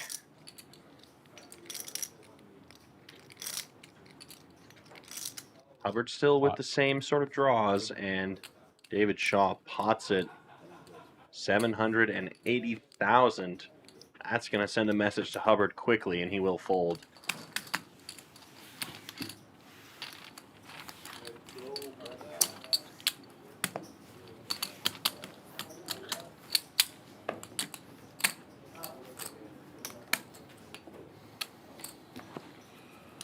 This is fun. I'm having fun. I mean, we all play so much poker, but it's so rare that you get 3 left, you know, in a big tournament. And it's like the most fun poker gets, you know what I mean? Right. Yeah, well. But it just happens so seldom.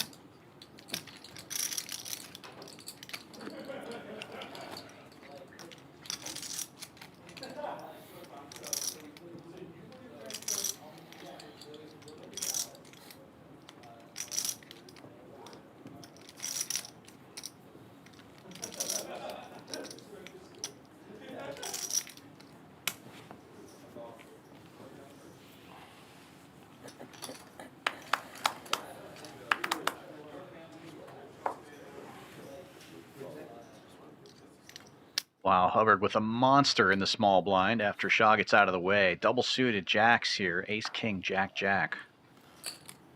Of course he's going to open. Shing's got nothing to call with. He will fold.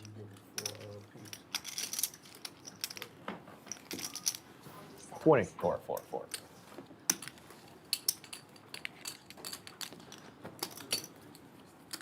Shing now, definitely the shorter stack. Shaw has him just chipped. Shaw actually is going to be closer to about 2.5 million. We had that one discrepancy a few pots ago.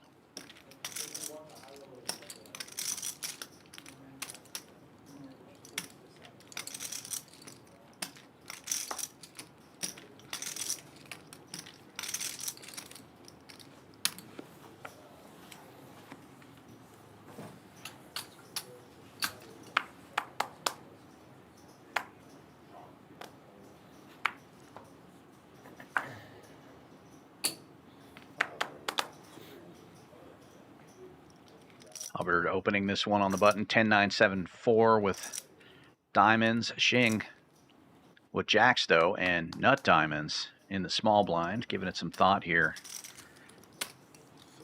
Just going to call. Good. Shaw going to do the same, so one of our few multi-way pots that aren't limped. Hubbard with the lead on aggression, but not the lead after the flop. It is Shing who is well in the lead with backdoor diamonds and top and bottom pair, aces and eights. It's definitely a board that Hubbard can represent, though. He did raise pre-flop, and he is going to take a stab here after it checks to him. It'd be interesting to see if Shing goes with the check raise now.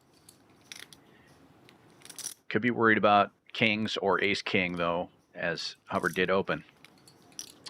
Hubbard's range is still exceptionally wide. For sure. Despite it being a better flop for him. Shing will continue with just a call, and the turn is the 9 of spades. Gives Hubbard some small life. Open-ended straight draw available for him. The board that crushes his supposed pre-flop range, but not his actual hand. He slows it down, checks it back, and the river card fills up Shing. Cha-ching for him, and he will not be worried about this one at all.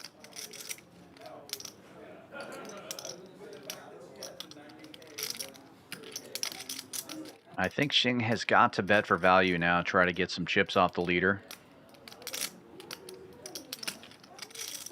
Checking here allows Hubbard to just check back all of his showdown value hands. So I don't really like the check. It ends up being okay. He's still going to win the pot, but I think going for a bet slightly preferred there overall. But nonetheless, Shing taking in the pot.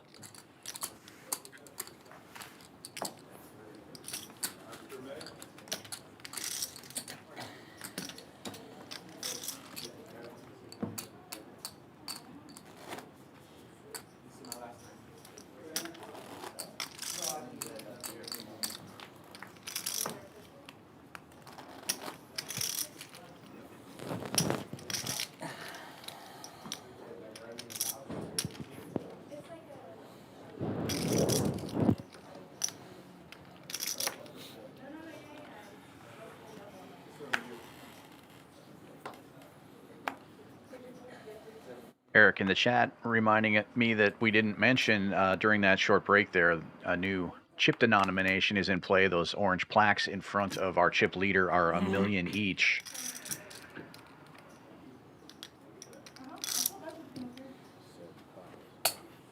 Eight high rundown with just one gap here for Shing. He's going to get in, and we may have another three-way flop. Equity is very close here.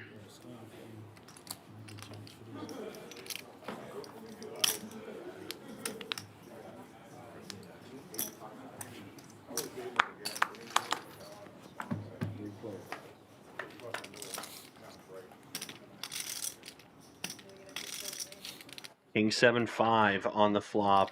Great flop for Shing here with the wrap and a pair. No one has any hearts to rely on either. Shing will check it and will win it on the turn. He's got the nuts. 6-4 gets there. And Shing in position as well. Going to be able to bet this, and it may look bluffy after it checks through twice. Hubbard with some incentive to call, but his hand overall not that strong. Just pair of kings, queen kicker. Not too great in PLO. 215.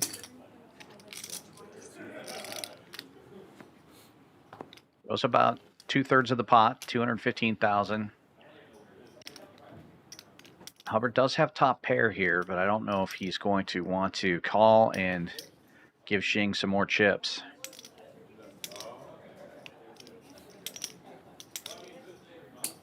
So far, the answer is yes. Going to look him Yeah. up. He's looking for a brick on the river or to pair up his dangling cards, and he does not do that. It's the 9 of diamonds. Although that card is relatively bricky, it still brings in 8-6, which Shing does have.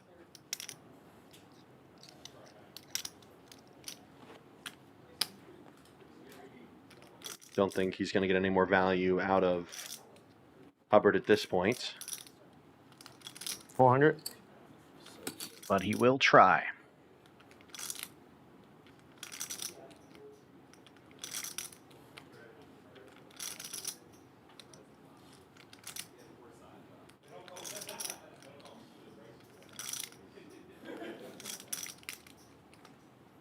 Definitely be a hero call to call with just one pair on this board. Hubbard decides to go ahead and get out of the way, and Shing increases his stack to over 3 million now.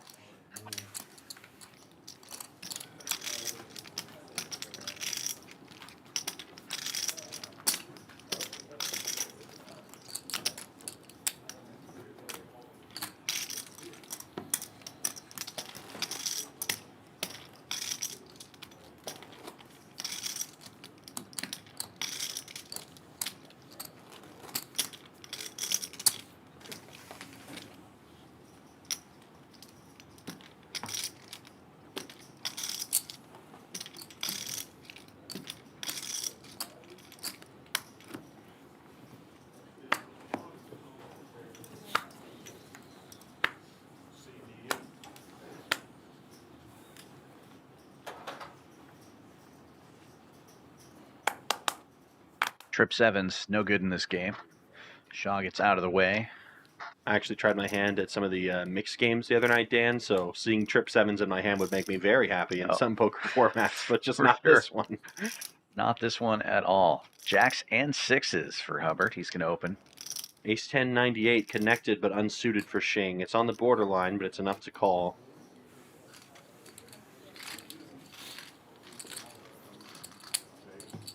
Only one jack left in the deck. Shaw got rid of one of those. That would be a key card for both of these players. So far, so good for the Jacks, but it's a thin lead at best. Queen 10 tray, all of Shing's danglers are live. And he did connect. Well, it's going to be a turn card that neither player particularly loves. Hubbard with removal to the nuts and the second nuts with 2 jacks in his hand, so if he's going to turn his hand into a bluff, this is a good candidate. As the chip leader, I would say this is an okay spot to take. He's going to choose to check with his showdown value. Shing with the ace of hearts. Shing's hand also falls pretty squarely into showdown territory. May just check. He does, and the river is a queen, so we're just going to see good old-fashioned Hold'em style pair versus pair at showdown. Jacks versus tens.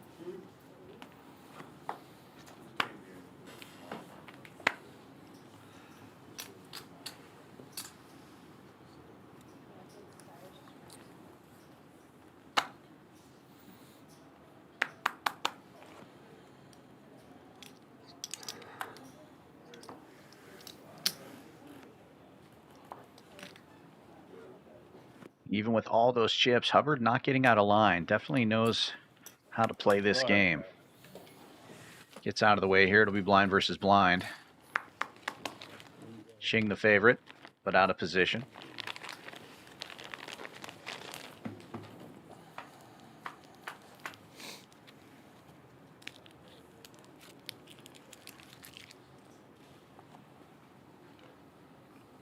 Jack high with 2 spades on board.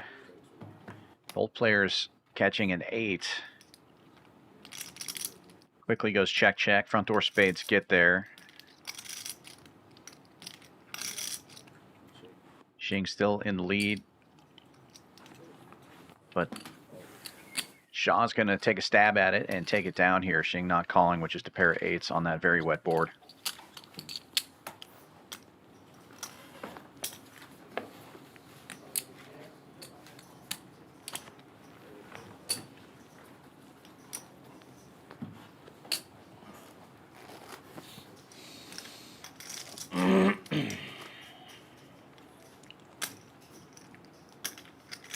O'Shea Poker in the chat saying that she believes Hubbard really only plays PLO. That is correct. Hubbard is a PLO specialist. Shaw definitely a multi-format enjoyer. He's made some PLO final tables, and he's made many Hold'em final tables as well. Hold'em probably his primary game, but he has certainly got the 4-card chops to go along with it. And similar story for Shing. Looking at his Hendon Mob, he's got a lot of caches in multiple different events. He does have 1 PLO win, but he has 3 Hold'em wins, I believe. And more winnings are reported than both of these other players combined. Yeah, Shing's got 2.5 million, doesn't he? Yeah. Shing, an interesting story. He started off in quantitative analytics and finance at an earlier point in his career, but decided to be a pro poker player instead and has millions of dollars in live earnings to show for it. So definitely a smart and well-accomplished man, Mr. Shing. Speaking of Bing, we've got trip 7s for the chip leader. Shaw shot out of luck here with his 10. Yeah, this could get ugly if a diamond came on the turn, but Hubbard is going to go ahead and lead right now.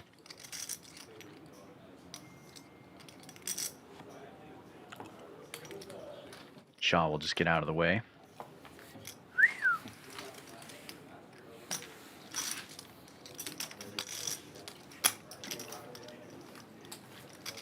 Hubbard starting to chip away again there. He had a string of hands there where he was starting to lose some of those chips, but almost back up to 15 million again.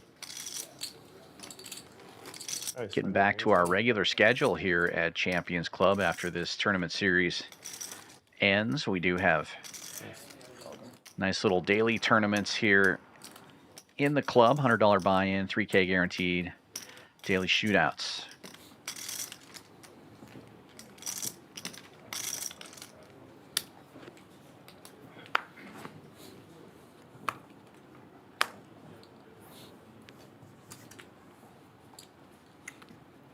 To Mr.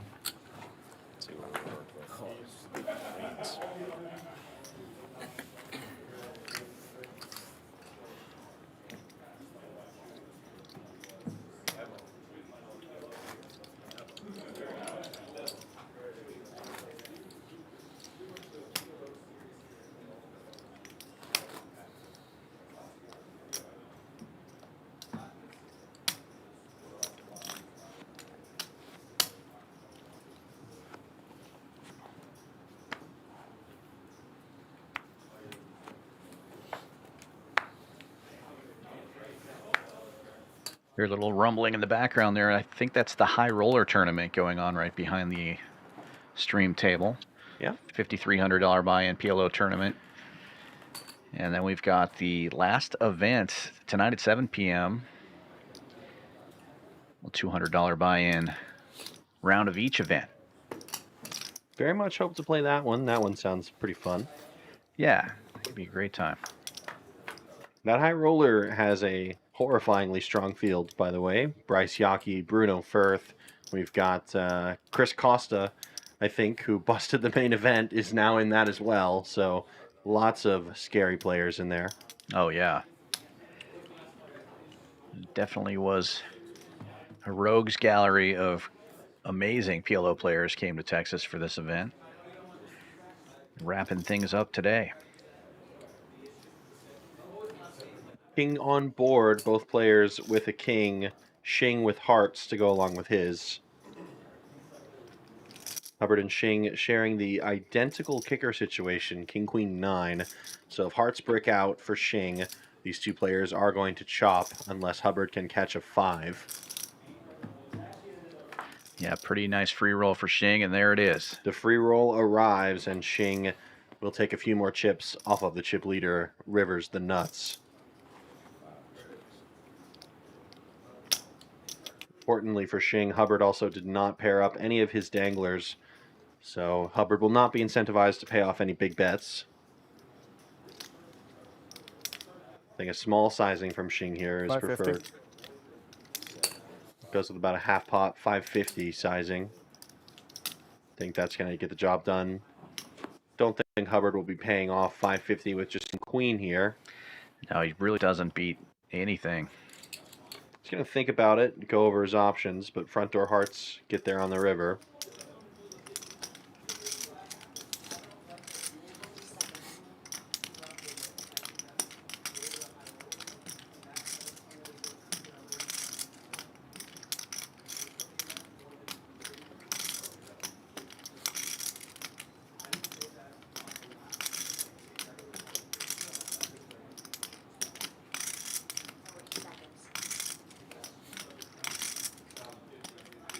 Definitely taking his time with this one. Might be thinking about whether or not Shing could be bluffing a dry King of Hearts here or something like that, but even so. Don't really beat many combos with a dry King of Hearts, exactly, right? yeah. Yeah, he gets out of the way. He had top pair, top kicker, but that's not good enough right? in It this went to game. 1 minute. I'm not sure. It said 1 minute. Yeah, it's all right. Yeah, his first one at 30, second one at 1 minute. He's just saying it went to over 1. It said 1 minute before he acted. Shaw trying to make sure that those time bank chips are properly accounted for. Yeah, it could definitely come into play. Luckily, there's no need to do any of the stalling, tanking tactics here on the final table. Your pay jump is your pay jump. No other table to wait for. We did, unfortunately, see some of the stalling yesterday, using those time bank chips to try and stall out those pay jumps when there were multiple tables left. What's your take on the stalling bit? I know it's a part of the game, but everybody seems to have an opinion about it these days. Yeah, I mean, obviously I'm pro time bank because I think it does speed up things in general, but then it creates an incentive to stall for that exact amount of time.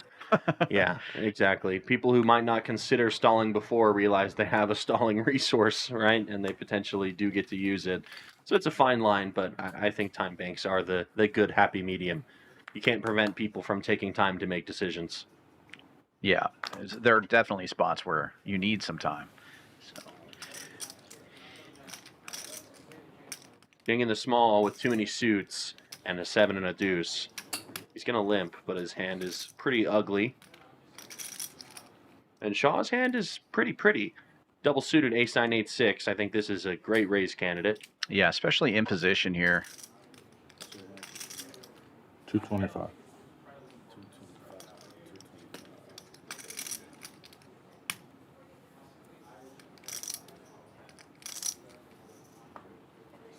You raise and take it from Shaw. Right now, it's just been a bit of back and forth. Shaw and Shing essentially exchanging the same set of chips. Hubbard remaining in the pretty comfortable cruise control territory, having about a quarter or 3/4, excuse me, of the chips in play, give or take.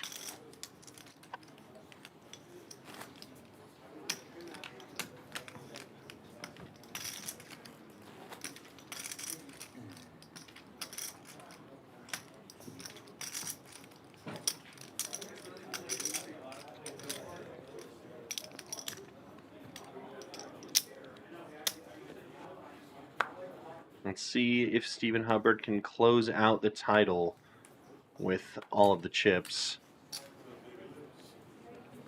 This would be a very big score for him. Don't know if it's his biggest, but it would be close. Certainly within the top 3 scores, I think. You want to fact check me on that one? Well, it seems like we have some time, so let's take a look. I believe he's had one score that would be larger than this one already with his PGT title. 240, right? Yep. There you go. Let's take a gander at the old Hendon Mob. Top score was, 231,000, and then he's got 2 other 6-figure scores, 154 and 107. So he's already got his next 6-figure score locked up, and he's got a lead on this board against Shaw. He's flopped 2 pair in a situation where Shaw had him a bit dominated before the flop with double-suited King 10, 6-5. Shaw's backdoor draws are live, and he is going to make the call, not knowing that he is in not the best of shapes here, and especially now on this turn card. That is it. 9s full of 5s will seal the deal for Hubbard. Yeah, drawing dead now. High roller table's having fun. You can hear that in the background. Yeah. And Shaw leading out for 400K on this board pairing 9. Not going to work. I think this is a good card for his range in general, but this time it is very particularly not good for him. Hubbard with the stone cold nuts. And just calling, of course, because he's in position here. He can let Shaw fire again on the river. And I don't think Shaw is in the mood to bluff off his entire stack here. He knows how important these pay jumps are, regardless of the fact that he's locked up at least $100,000.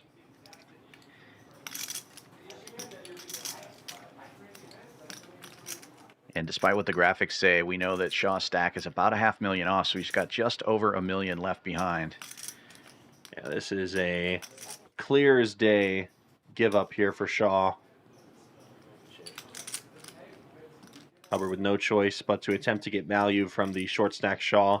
Hope he's cooler to him and that Shaw has a 9 or something. But Hubbard's nuts will not be paid.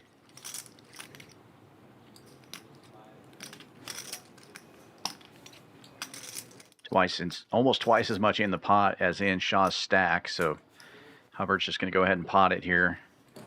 An instant muck from Shaw. He's going to have about 1.1 million now after that hand. Yeah, and these players are approaching another break here.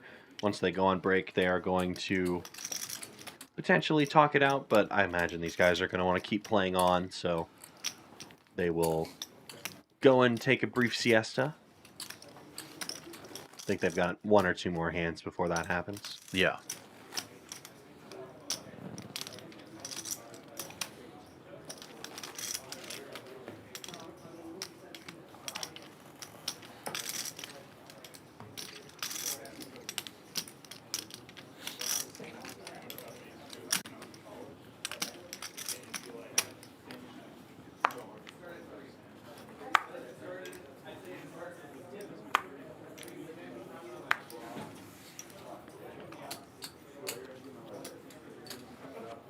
Suited ace for Shaw with the pair.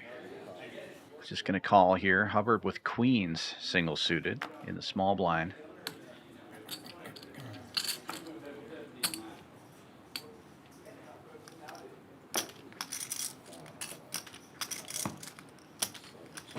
Looks like we're going to see another 3-way flop here. Equity is relatively close. Shing very well connected. Shing holding one of Shaw's 6s. Shaw looking to drill the K6. Or some spades. Like that. Oh, wow. K6 makes its appearance on an ace-high board. Shaw blocks some of his boat outs, but they're not outs. No one's got clubs on this board. Shing now turning a straight draw and a second pair. Not going to be too proud of that, though, with the clubs out there already. Shaw's just going to bet and take it. Any pot taken down at this stage of the tournament, super, super important. When the players come back from their next break, they are going to have blinds at 50, 100,000, 100,000. So blinds are going to cost $250,000 chips every time they pass around.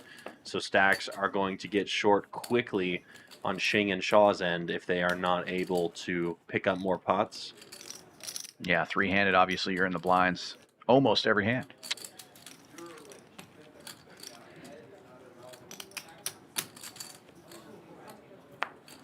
At that rate, Shaw with only a couple of additional orbits left for survival's sake.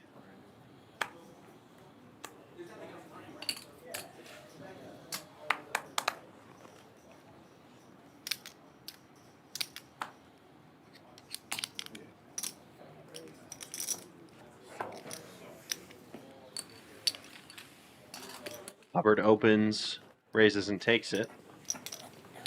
What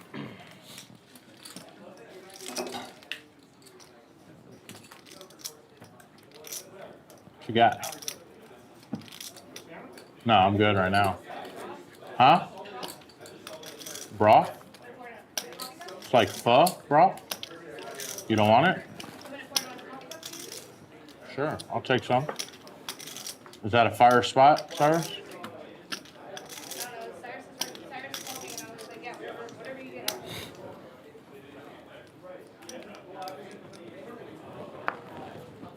We're good on break in 6 minutes. Thank you.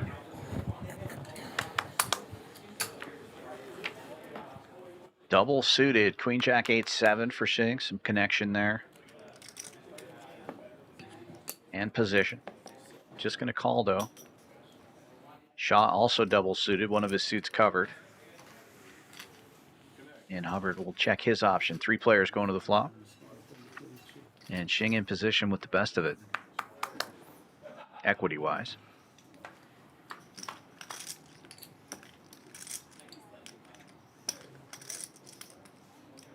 And flops top 2 pair, but 2 spades out there. Good for Hubbard. Shaw in a bit of a distant third place, needing some special help that does not ever have the chance of getting there. It's the 7 of spades. Hubbard with the lock on the hand almost. Shing drawing to a boat with his mirror, Queen 8-7. Jess, we're going on break in 5 minutes.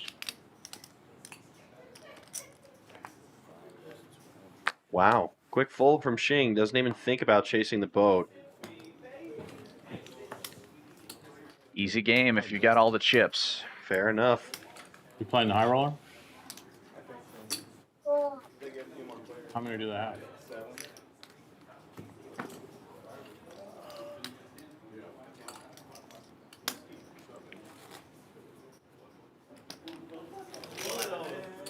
Let's go, big dog.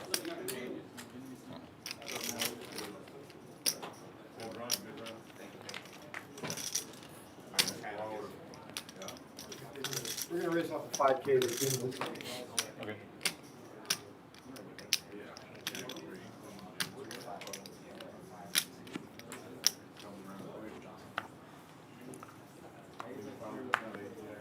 Ooh.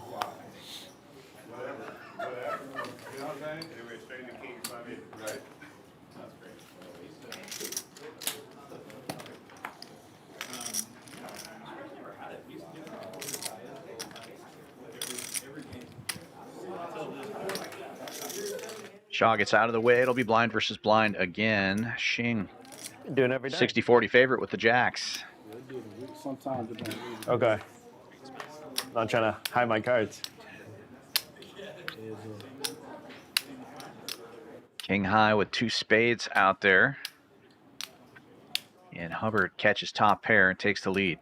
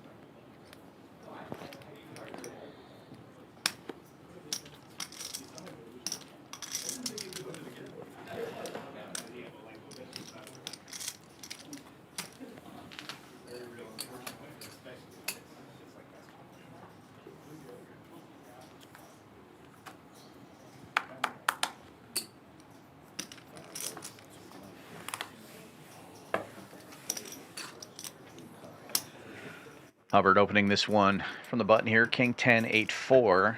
Just putting some pressure on. Shaw will defend the big blind, though. Ace Jack 3 deuce. He's got diamonds working for him.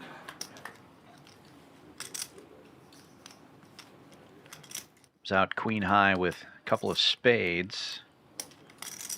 Bottom 2 for Shaw. Takes the lead, but that's a hard hand to play. It'll quickly check through. Front door spades get there. Nobody has that. I did, yeah. Check, check again, and a full house now for Shaw.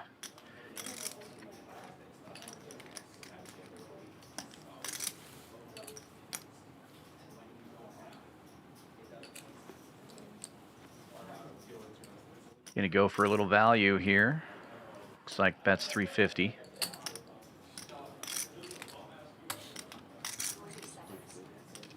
Set.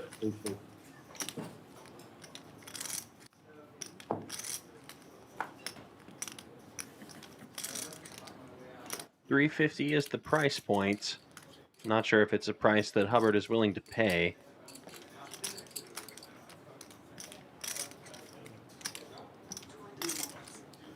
Looks like it is. Well, it checked all the way through. Hubbard had that 10.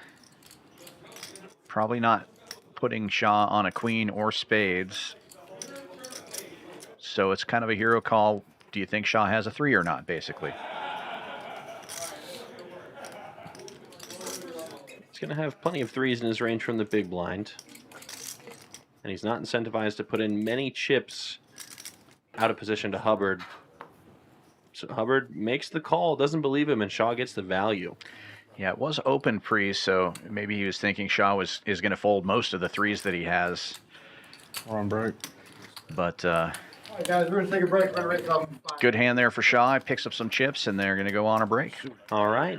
Make sure to stick around as we are going to roll a quick break, and when we come back, we will see which of these players is able to pull away and finish things off here. I'm going to try and get a quick look at the chip counts, waiting for those to load up. There we go. Hubbard, almost 15 million again, 14 million, 915. Shing, about 3 million, and Shaw, just about 2.2. So every player with around 20 bigs when we come back from break, other than the chip leader. I think we're going to see that get corrected, too. I believe Sure. Shaw's going to be closer to 1.8, and those chips are going to go to the chip leader. Gotcha. So it'll be interesting to see what happens, but they're coloring off the 5Ks now, and we'll have brand new chip counts when we get back. Excellent. Well, we will see you guys in about 12 minutes. Don't go anywhere. This is the Texas Poker Open, brought to you by Poker Go. Oh, I know. I was having dinner with a friend of mine like 2 weeks ago, and he was telling me that his son is the high school bookie. And when I was gambling when I was gambling since I was 13 years old, but I would never thought of being a bookie in high school. I mean, shit, imagine. just imagine the business you could have, like, when you have 40 years to inherit clients. Unreal. You just weed out the bad ones, and then you have the high school friend that turned into a millionaire that brings you like $20,000 a month. Aces versus kings. God, I wanted to gamble when I can't sucker hand so bad. Dave had other ideas, isolation. Don't do it. Got hearts. Well, Hellmuth is essentially dead. It's a lot of dead. Needs a miracle. Hold on. He's developed a miracle. Well, with of that sorts. 10-8. What was that? 7,200. 7 though on the river. Trip 7s for Ohio, Dave. A few outs for a second there. Boy, this is really fun. I'm really enjoying playing today with you guys. Well played, Dave. Thanks. Have we did it twice? Sorry, more than I'm once. 75, more than $84,000 in this pot. Once for the main. Yeah, We're going once for what matters, unless she doesn't. She told me we did it twice for every. this way, That's what he said. Once for the main. So once for the main pot. He's only going one time to the main. But if she doesn't win, Correct. And then if I don't win, then y'all go to private. First turn is a 4. Aces are still best. The river is a deuce. And the aces win a massive one. I mean, we said that Ayaz was very live for a triple up. And there is that triple up.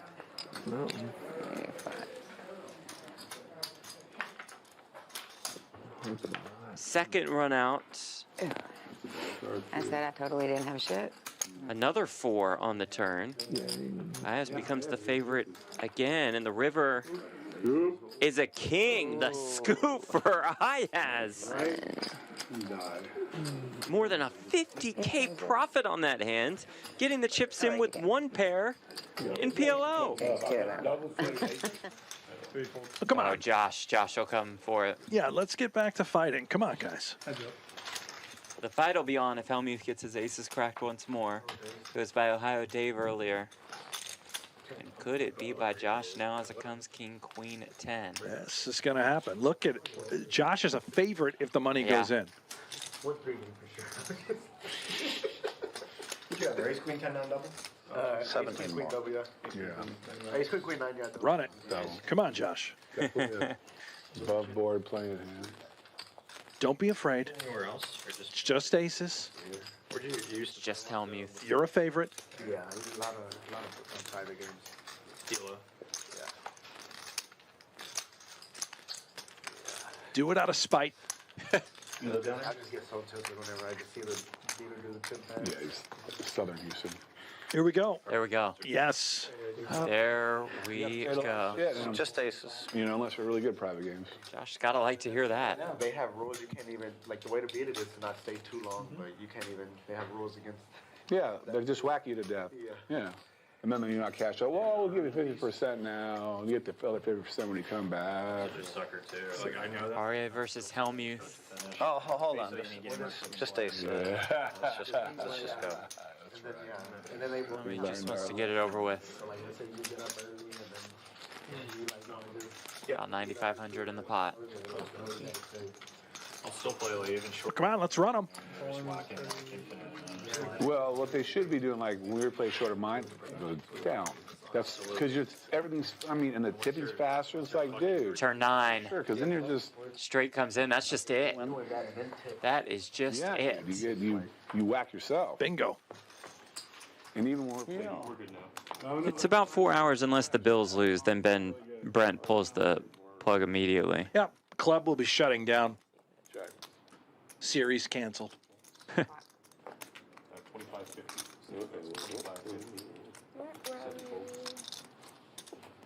Well, she's the best dressed, Yeah, I like that best jumpsuit. jewelry, and she's winning every hand. Good. Life is good. Somebody has to stop her.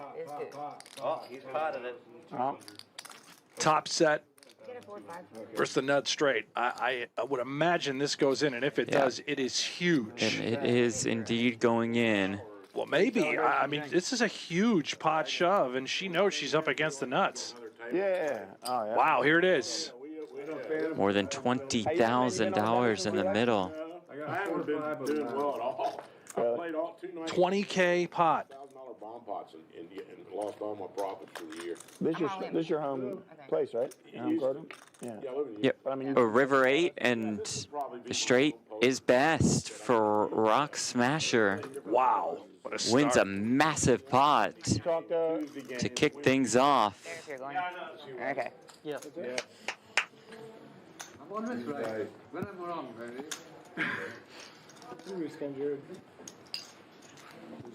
It's definitely these things. You gotta like. Oh my God. You're gonna win. What? It's your buddy, dude. Got 8K in the pot. As you're not gambling. Harry I'm with not the playing with you. aces. I'm not coming Ace to ace queen 10 double suited.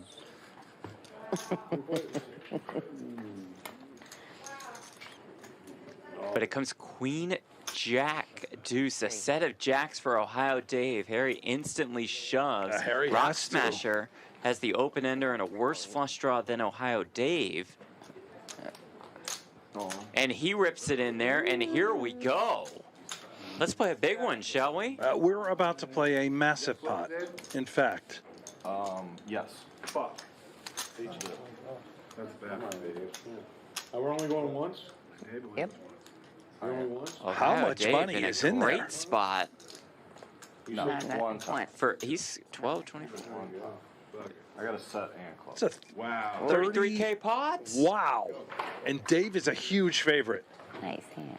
What a spot to be in. Turn card is a Quad. jack. And they go once. That's Every it. single jack in the deck. 4 of them. Ohio Dave winning the biggest pot of our cash Taking his festival. quads. All in, run once, quads. No, we're still in the same hand. Jack. Nice. High, I'm And assuming you want 12,025. Decent turn card for the jacks. yeah. Something like that. I mean, who knows? He is out. Bitchin'. I really wish there was a call there. It'll be Harry and Ohio Dave. Ace King Jack 3 double suited versus the aces. Wait a minute, let's think about it. You want to do, well, I'm all in. Harry, he's going once. Once. I'm a one-time guy. Once. Let's think about this though. Once. You're a one-timer? Yes, You're sir. not too bored. I had queens and eights. Huh? I had You queens got and queens eights. in your hand? Queens and eights. Fuck. Good Yeah, job queens sticking up too. for yourself. But I have a flush draw. Oh, Harry's flopped. 5-3-3. Yeah, look at this. Oh He's my got trips goodness. and he's flopped it all. A dream flop. Can you wheel him? Turn deuce. An ace. Oh, no And way. finds the ace on the river. Wow. How? Oh, the case. That's cold. The case ace. I almost want to get this, or get it to 4th and 1 where they go. You know? Yeah. 4th and 1 and a stop. Yeah, that's it.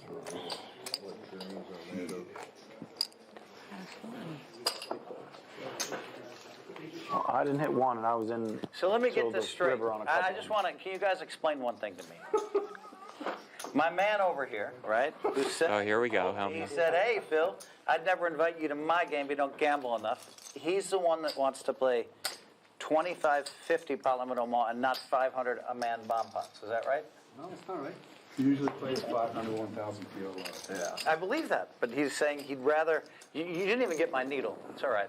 Oh, I'm sorry, I missed it. Remember, I'm tired. He said He you're wants to net. play 25, 50 instead of Oh, I got 500 a it. man bomb pots. Now I got you. Believe me, I mean, I've been waiting to needle the guy all fucking day. I finally got You him. finally had a joke and you ruined it. And you just fucking stepped on it. You're like, oh, that's not what it is. Me and you? I think that's gonna fucking work. You are right, though, about that. Yeah, I'm right. Fucking pot. But I guarantee you, he says he wants to play bigger this time. They didn't run the third down play. I'm gonna lose all this. I don't know if I care. Oh, boy. Good. Oh my goodness. Not me. It's your opponent. Yes, but don't worry. We're gonna play for it all. So you'll be all right. I would like to continue doing Pairs. this until I can at least get a piece of one. In a little bit of trouble. It's deuce, and I have an ace 7. Aces up. I aces think up. that's Or aces a forward. scoop. Ooh, ace. It is a scoop. Harry took some brutal beats. That's why I know I He sure has. because the guy who It kept going into the night, too. He just, Oh, really? He took a lot of rough ones, yeah. That dude kicked me out of his game 3 times. and I'm like, damn, did I say So, that? no, man? dude, whatever, man.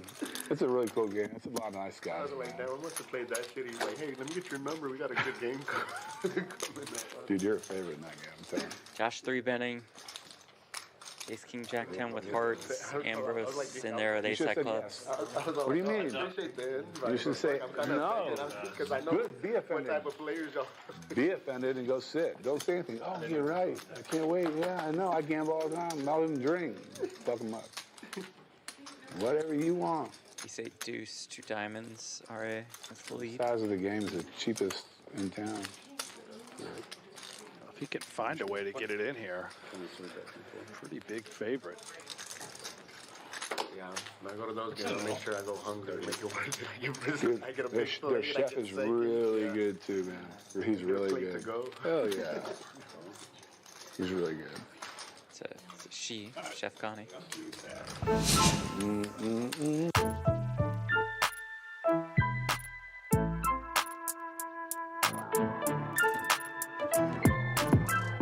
Welcome back. Players are back from a brief break. I have had confirmation there is no ICM deal. There is no incentive for Hubbard to do so with all the chips in play. So we're just going to keep rocking three-handed action until we bust at least another player, and we play on between Shing, Shaw, and Hubbard. Shaw with about 1.7 million, Shing with about 2.95. Chip counts have been corrected.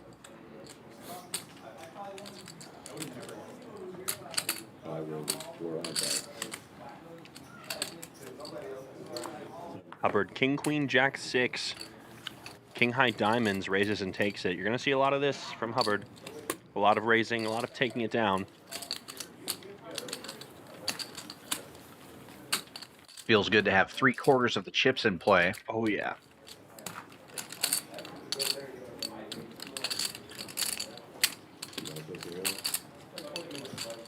What'd they say?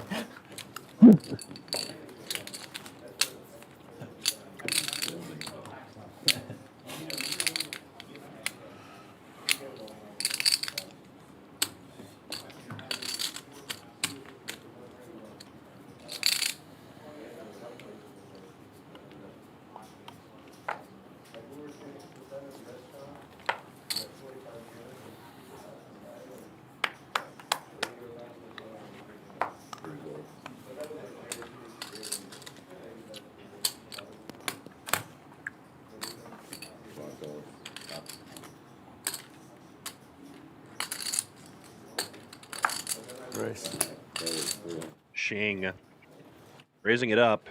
Ace, King, 8, 7, double works. suited. Very nice hand, especially three-handed. Josh have a job or no? Hubbard with speculative, disconnected cards, connected to each other, but high and low cards not talking to each other in this instance. And it will be a flop that Shing likes. Ace, King, high. Gut shot opportunity for Hubbard, but Shing definitely dominating at the moment. Pot. 700. Like that bet. Going big, big range advantage, gets it done.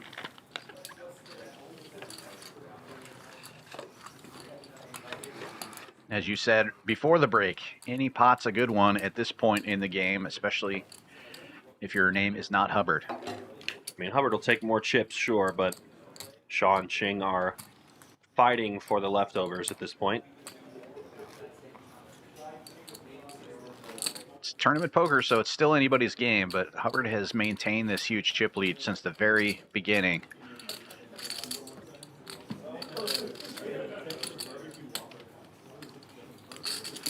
Started the day with 7.5 million. He's more than doubled that since the beginning of proceedings.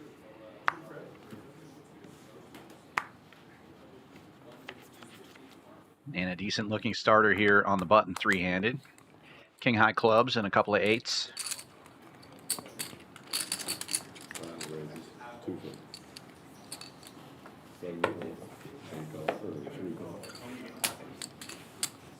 Shaw's got the clubs covered. Makes the call here. Hubbard opens to 250. Shaw double suited and very well connected. It's a coin flip with Hubbard having a pair to start. It's not about how you start, Dan. It's how you finish. And Shaw currently has top pair, a gut shot straight draw to go along with that. Hubbard quickly checking back, takes a free card. Freebie won't give it to him. No one with spades in their hand, and Shaw still with the lead.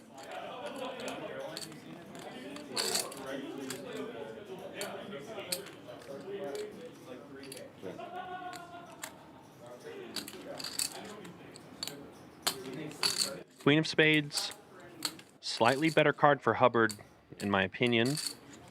Hubbard just checks it back, doesn't turn his hand into a bluff, and another spade rolls off on the end. And Shaw's just not going to get out of line here. There are too many hands to beat him. He's got plenty of showdown. Same thing for Hubbard, not willing to turn his hand into a bluff, checks it back.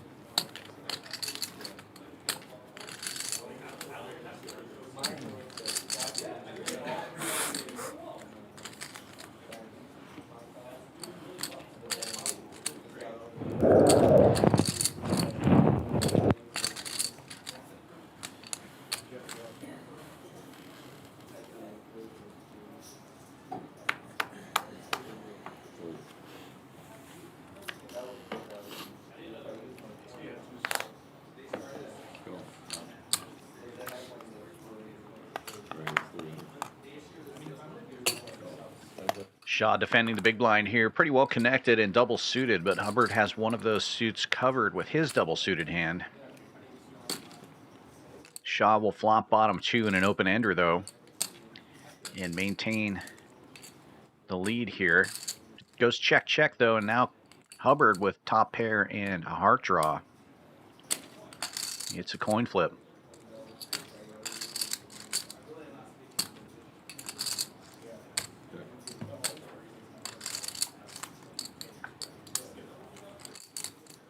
Pairs, and Shaw is now full with the worst full house. But any full house is a good full house when you're playing three-handed. He's going to lead right out for 450,000.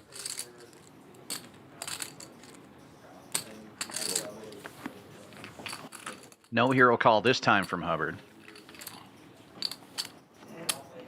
Baby boat, better than none at all. Need at least some kind of structure in order to swim. Indeed. Shaw chipping up a little bit, but still behind Shing.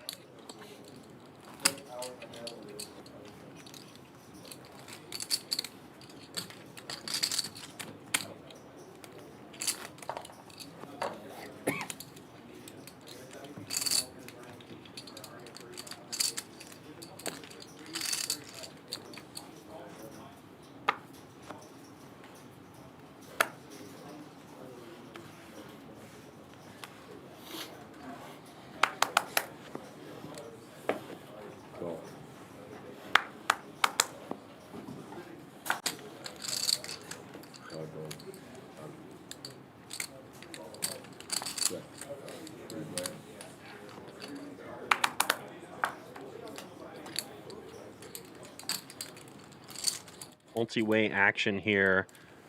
Hubbard flops best with jacks and deuces. And Shaw with the full wheel wrap. Wheel wrap takes a stab. It's a monotone board, so Hubbard might be able to put his foot on the gas here if he wants. He doesn't, though. He just calls. So many outs. Feels hard for Shaw to brick out on a turn. And he will not brick. It is gin on the turn. Open-ended straight flush draw and the nut flush, or nut straight, excuse me, right now. Makes the wheel. Redraw to the steel wheel.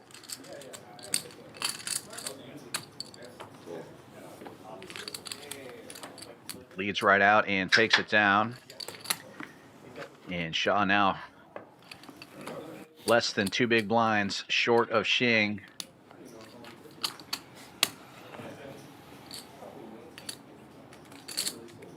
These two going to be very careful about getting their stack in. Going to want plenty of equity when they choose to do it. Everybody's going for first place, but Shaw and Shing right now are in a battle for second place, and then they'll start thinking about trying to double up and go for Hubbard. Big jump between second and third. Right now, the best thing that can happen for them is they find a way to stack each other so that they at least have a reasonable amount of chips to fight back at Hubbard's monster stack with.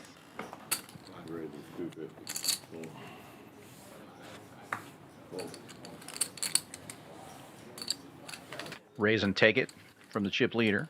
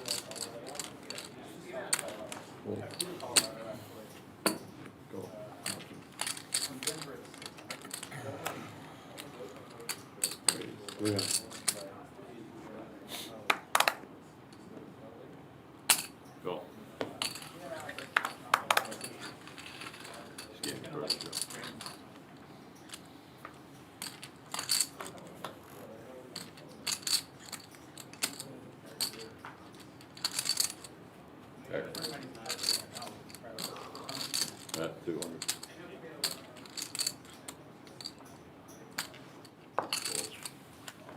Hubbard continuing to win with aggressive play, firing out chips, getting Shaw to fold.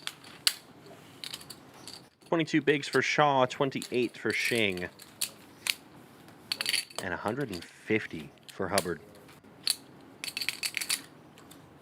Heaps and heaps.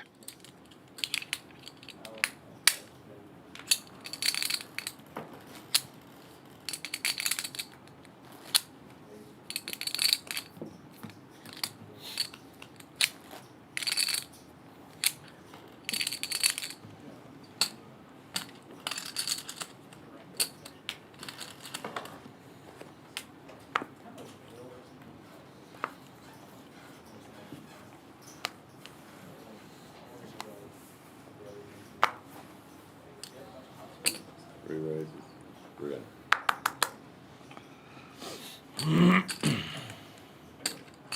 Shaw opening this one up with a pretty well connected hand here, and Hubbard's going to look down at double suited queens. He is going to pot it.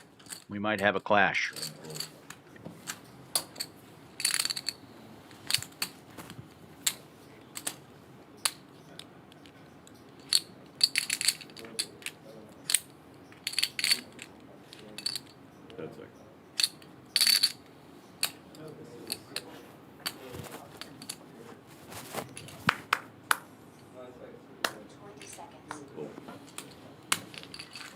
I think that's that situation you were talking about there. If it was Shing who potted it, possibly Shaw defends that hand, but against the chip leader, just too much ICM pressure. Yeah, Shing not necessarily in a position to put on pressure against Shaw. He is on the direct left of Hubbard in a bit of a cage. And it's a matter of time before big enough hands emerge or a connected enough flop emerges to get a couple of these players to get it all in.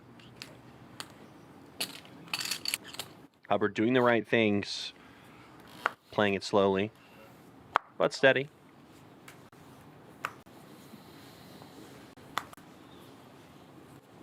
Hubbard, Queen 10, 8, 7. 250 is the new bet.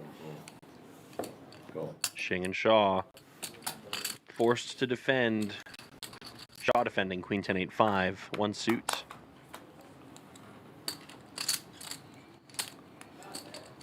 And not a terrible looking flop for Shaw, who flops himself an open ender. Same open ender as Hubbard, unfortunately for him. Hubbard with the range advantage on a king high board. That's 150. 150 is the bet.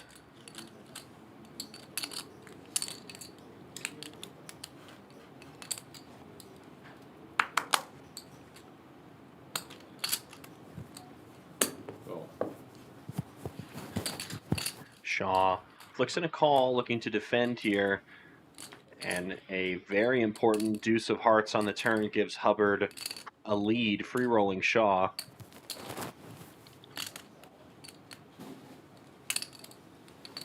Seems like we've been saying that a lot about Hubbard. He just seems to be hitting everything. Keeps free rolling people. And I think this is an okay spot to begin applying more pressure. Potting it, yes, there it is. Shaw's tournament life is going to be on the line if he calls this, essentially, because he's going to have nothing back if he calls the pot size bet. So probably a force fold. Yeah, I just don't think he can call here with only a draw. Not even a good one at that. Just an open ender. Got to have more insurance in PLO. You'd need at least two pair to go along with that draw or something of that caliber. You need multiple good properties in your hand in order to go with it, especially when you're in such a serious ICM cage.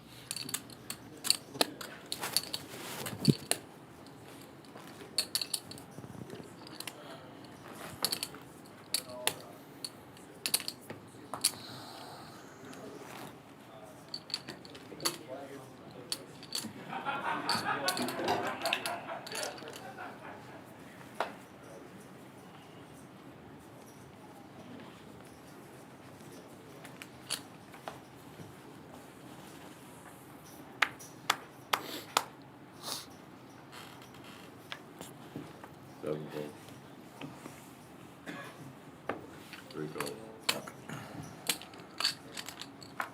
Check.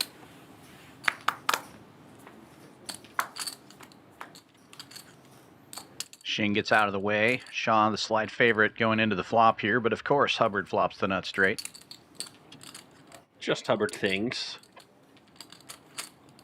Flops it. Deuce to the 6. Shaw's backdoor draws are not Did you see me super check, or significant you for him looking at me here. check? Just the jack high flush draw. No worries. And a gutter ball to a 7.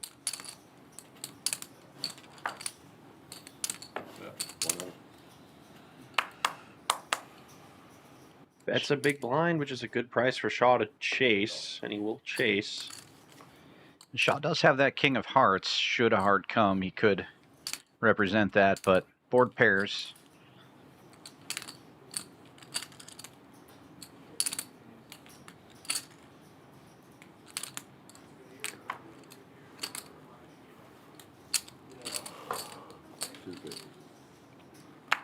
Board pair will make sure that Shaw cannot continue. Shaw's chip stack dwindling.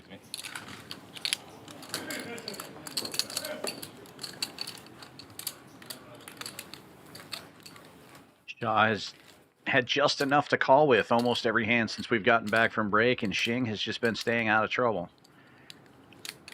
Shaw's going to need to pick up a pot here soon, though, down to 12 big blinds.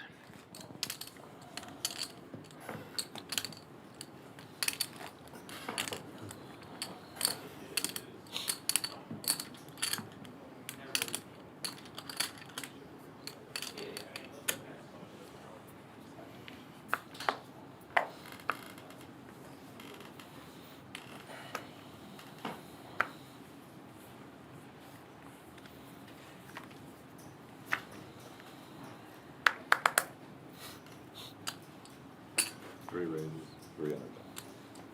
5, 7. Suited ace and a raise and take it for Shaw this time.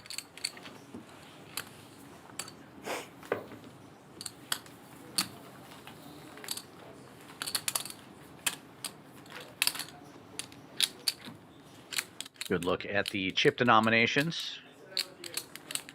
Green chips 25K. We're actually using the white chips for the 100K this time, and those plaques are $1 million, the orange plaques.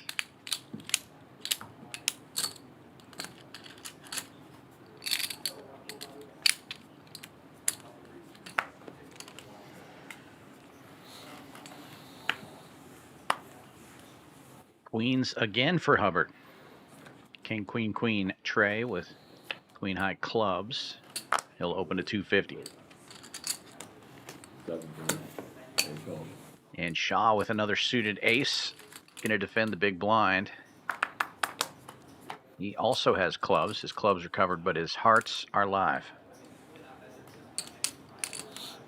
Queen's still good after a 10 high flop. Check. No, sorry. No, he was still looking at me. Oh, excuse me. I had already Excuse me. checked. No worries. Now it's on me, right? Yes. Okay. Check. Check. Ace of spades gives Shaw the lead, but Hubbard has the dry king of spades. It goes check, check, and a set of queens on the river, and Hubbard back.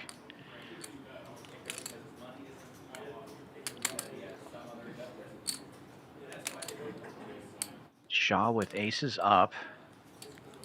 But a very wet board here. Hubbard going for some value. Bets 400,000. He'll take it down. Shaw with just 1.1 million left now.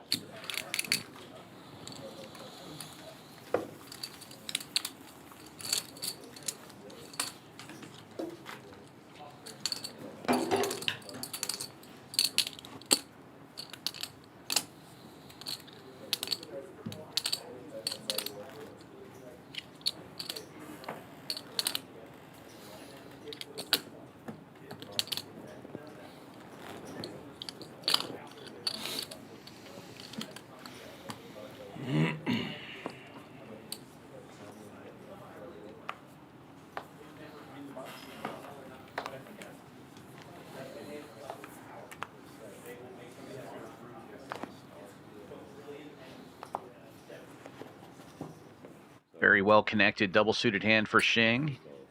It's going to get involved. Mystery hand for Shaw. Hubbard has the same 10-9. He's got 3 diamonds in his hand. Flop comes out ace high rainbow. Shaw very likely in the lead now. These other 2 players having very similar hands. Shing with bottom pair. Checks to Shing in position though, and he will take a stab. Guess we'll never know what Shaw has. It's a bet and take it.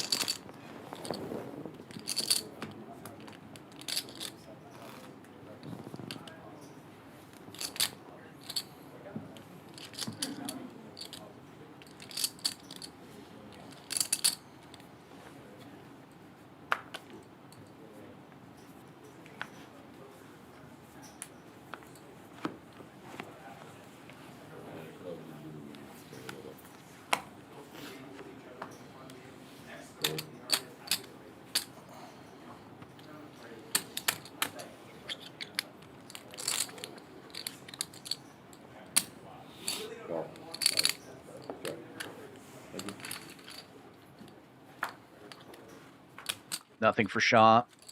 Pretty weak hands for the other 2 players as well, but it'll go blind versus blind to the flop, and Hubbard will catch top pair.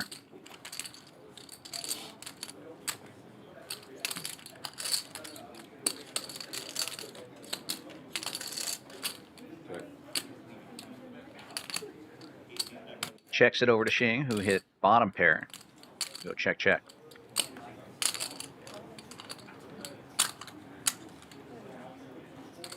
Two pairs now for Hubbard. Shing picking up a spade draw, but he'll get out of the way as Hubbard fires.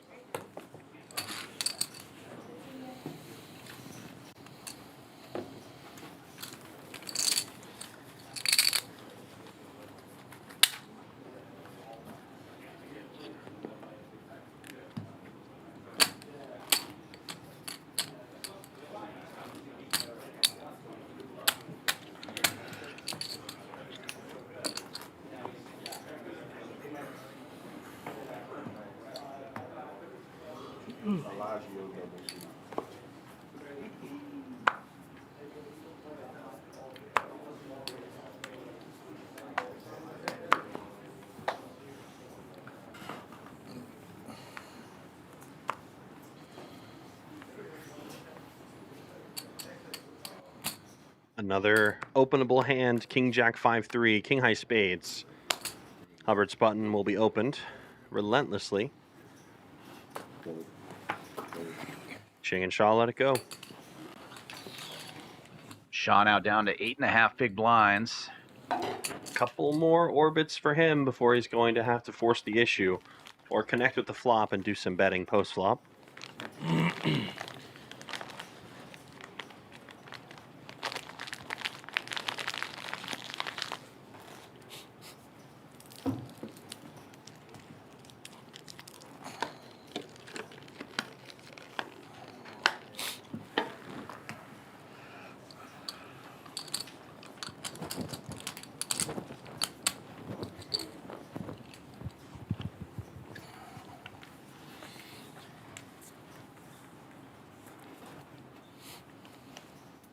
Pretty looking hand here on the button for Shing. He's got 3 spades in his hand, 3 Broadway cards and a wheel card.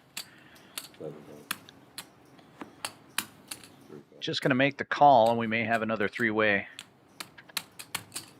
Flop. Nope. Hubbard is going to click it up here with a mystery hand out of the big blind after Shaw limps in. Nothing mysterious about Hubbard having all the chips in play. 17 million now in that monster stack of his.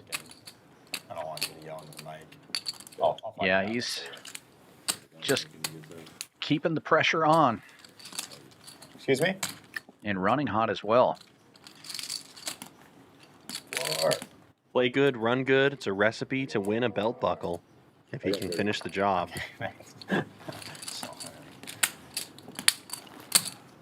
Cocktails.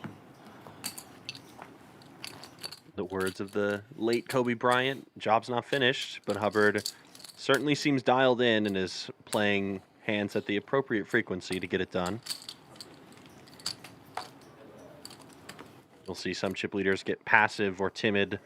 No such thing for Stephen Hubbard.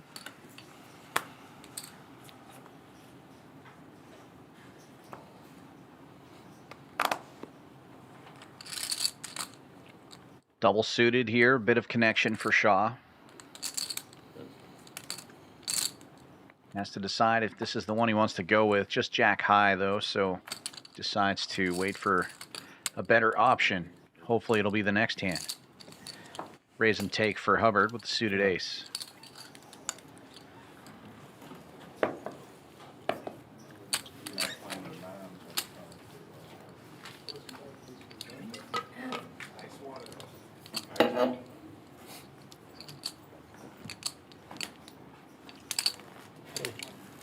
Could I get a cup of hot water and a caffeine-free tea? There's one, it's like, I think it says like Paris caffeine-free or something like that. Will you grab both bags? And I'll just choose. Thank you. Paris is great. I used to drink it all the time. The what, Paris? Paris, yeah. It's just like, is it a black tea, right? It's a Earl Grey with flowers. But isn't an Earl Grey a variant of black already? Yeah, okay. But it's very bergamondy. Yeah, but it's but very. I'm already- This one is floral. I'm already feeling a little jittery, so I don't need any more Oh. caffeine. That's why I want a caffeine-free tea. They have chamomile. Yeah, I was gonna choose between the two. No green tea here though.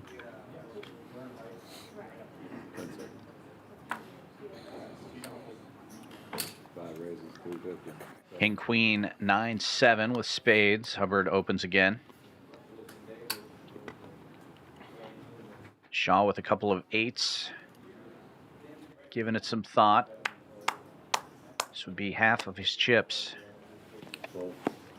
He will Top cookies. Yeah, loses the big blind and now down to just 5.5 bigs.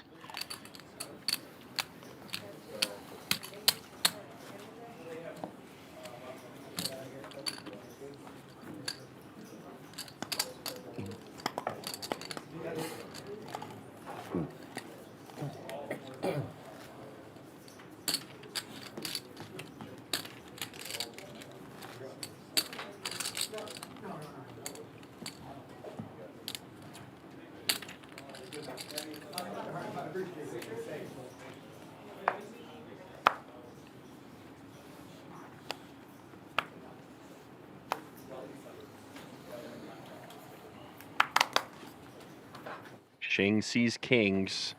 King, king, jack 3 with a jack high diamond draw from the dealer button. Unfortunately, Hubbard is the big stack, so he just can't do anything, even with kings.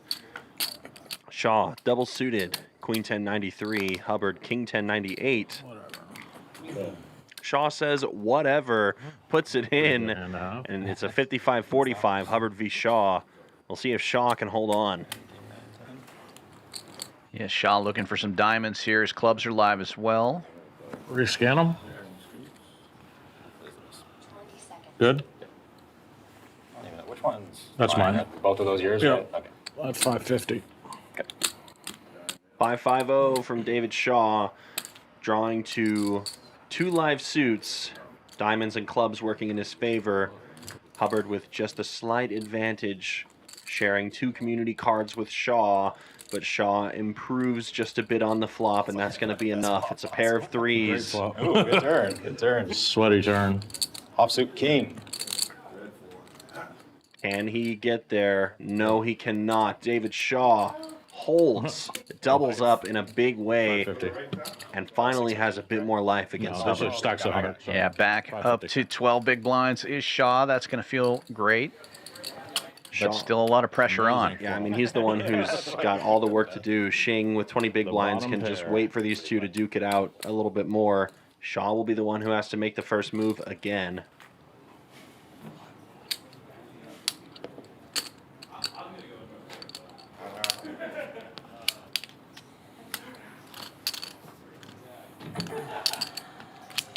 What the little card protector is on top of the time banks are. Is that Rudolph? Like the Could be reindeer? It looks like a goat, but it could be Rudolph. Yeah, it looks like a little. I mean, I don't know. Like, someone tell me if you recognize what that little card protector sitting on the time banks is. Jess, are you in the chat? What is that thing? Yeah, what are we looking at here? Is it a Pokemon? What are we doing? I'm not sure. He's hiding behind the dealer button right now, but he's been there. Look at him, little guy. It looks like a reindeer to me, Dan. Well, it is the season. Yeah. Thanksgiving right around the corner. Raise 300. Hubbard double suited opens. Shing double suited, probably going to defend, I would say. Yeah, he is going to call. Obviously, any chips that he removes from his stack could be costly, but this hand is a must defend blind versus blind. And it's going to be just about as bad of a flop as you could ever envision for Shing. Not necessarily because Hubbard has a big piece, but because Shing has none of it. And Hubbard with a massive range advantage. Yep, go ahead, Dan. I was just going to say Hubbard checks it, though, and gets there. And then, of course, hits Broadway. Why wouldn't he? Pinks the nuts. Nuts straight on the turn. It's all good. Shing picks up a heart draw. It's not over yet. I don't think Shing is going to be doing any betting. No. But luckily for him, Hubbard didn't either. Now double paired board, and you're going to feel a lot better about Broadway. Yep. It's fun in PLO how it's kind of the exact antithesis of Hold'em, where if you see that river in Hold'em, you're like, oh, Broadway's no good. But in PLO, it's like, oh, great, it's less likely he has a boat now. Right. Yeah, counterintuitive if you play a lot of Hold'em. But it's because you got to play your best two, not just one card. Hubbard bets. Shing snap folds. Unsurprisingly, 10 high is not a very good hand. And Hubbard's chip lead continues to grow. Shing and Shaw once again. 4 big blinds from each other. It is Shaw's big blind now, and unfortunately for him, in this table configuration, Shaw's big is Hubbard's button.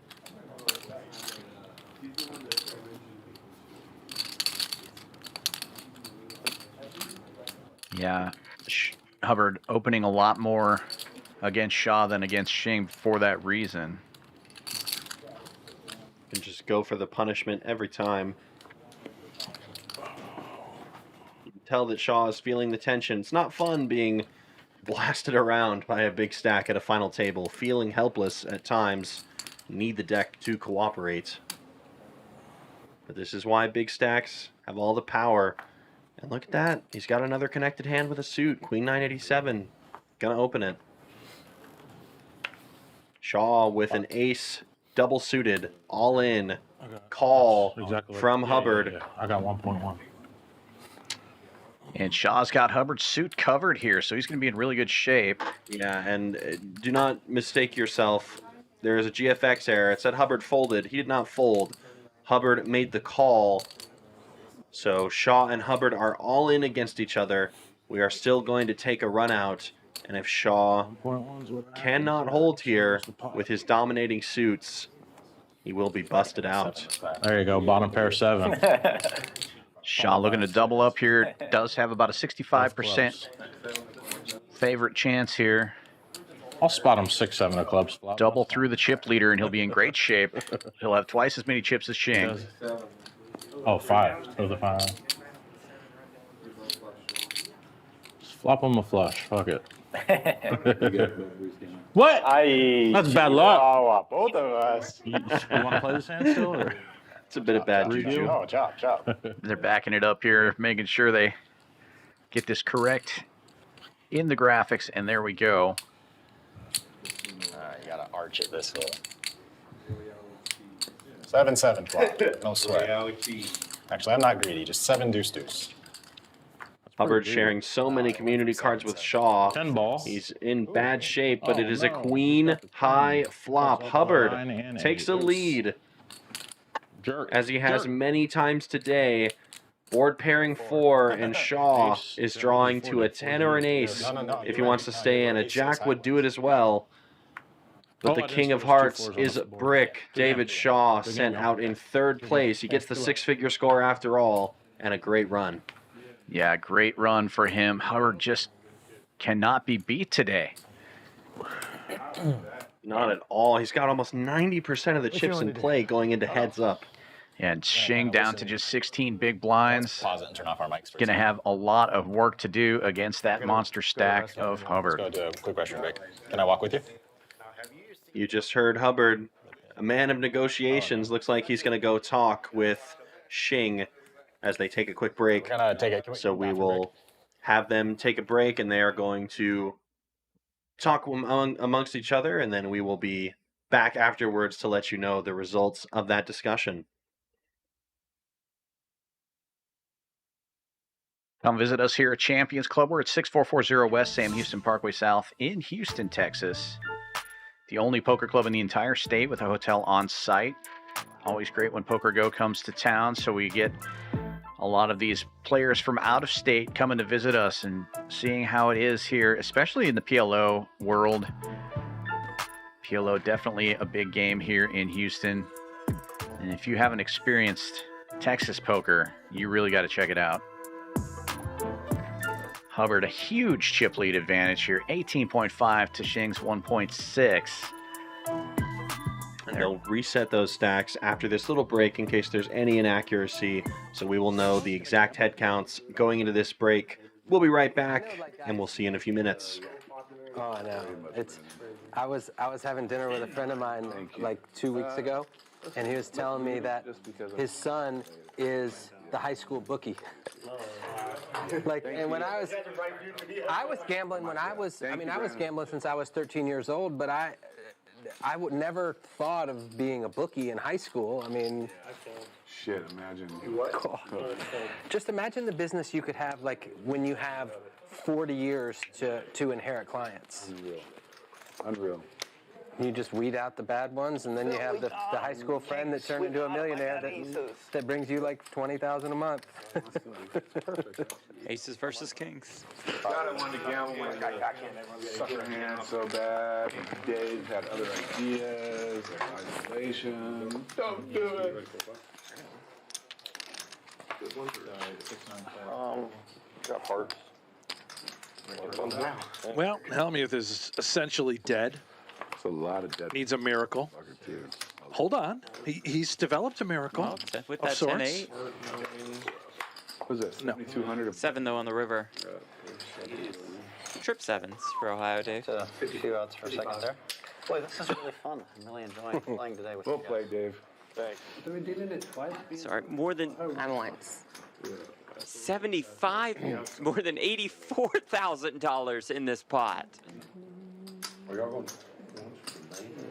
Once for the main. Yeah, they're going once for what matters, unless she doesn't. She don't win. We did it twice for everything. That's what I said. That's what he said. Once for the main. So, once for the main pot. He's only going one time for the main. But if she doesn't win, Correct. And then if I don't win, then you'll go to part. First turn is a 4. Aces are still best. The river is a deuce. And the aces win a massive one. I mean, we said that Ayaz was very live for a triple up. And there is that triple up.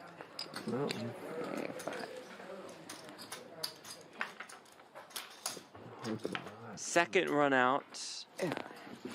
I said I totally didn't have shit. Another 4 on the turn. Ayaz becomes the favorite again, and the river is a king. The scoop for Ayaz. More than a 50K profit on that hand, getting the chips in with 1 pair in PLO. Come on. Oh, Josh will come for it. Yeah, let's get back to fighting. Come on, guys. The fight will be on if Hellmuth gets his aces cracked once more. It was by Ohio Dave earlier. And could it be by Josh now as it comes King, Queen, 10? This is going to happen. Look at it. Josh is a favorite if the money goes in. We're pregame for sure. You got the ace queen 10 down double? 17 ace queen more. double, yeah. Ace queen 9, yeah. Run it. Come on, Josh. Above board playing a hand. Don't be afraid. Anywhere else? Or Just aces. Or do you use just Hellmuth? You're a favorite. Yeah, a lot of private games. Tequila. Do it out of spite. I just get so tilted whenever I just see the dealer do the tip pass. Yeah, he's Southern Houston. Here we go. There we go. Yes. There we go. Yeah, Just aces. You know, unless they're really good private games. Josh gotta like to hear that. Yeah, they have rules you can't even, like the way to beat it is to not stay too long, but you can't even, they have rules against. Yeah, they just whack you to death. Yeah. And then you're not cash out. Well, we'll give you 50% now. And you get the other 50% when you come back. Such a sucker too. Like I know that. Aria versus Helmuth. Oh, hold on. Just aces. Let's just go. And then they He just wants to get it over with. So like let's say you get up early and then you like want to do. About 9,500 in the pot. I'll still play like even short. Come on, let's run them. Well, what they should be doing, like when we play shorter mine, go down. That's because everything's, I mean, and the tipping's faster. It's like, dude. Turn 9. Sure, because then you're just. Straight comes in. That's just it. That is just Yeah, it. you whack yourself. Bingo. And even when we're playing. It's about 4 hours unless the Bills lose. Then Brent pulls the plug immediately. Yep. Club will be shutting down. Series canceled. 25.50.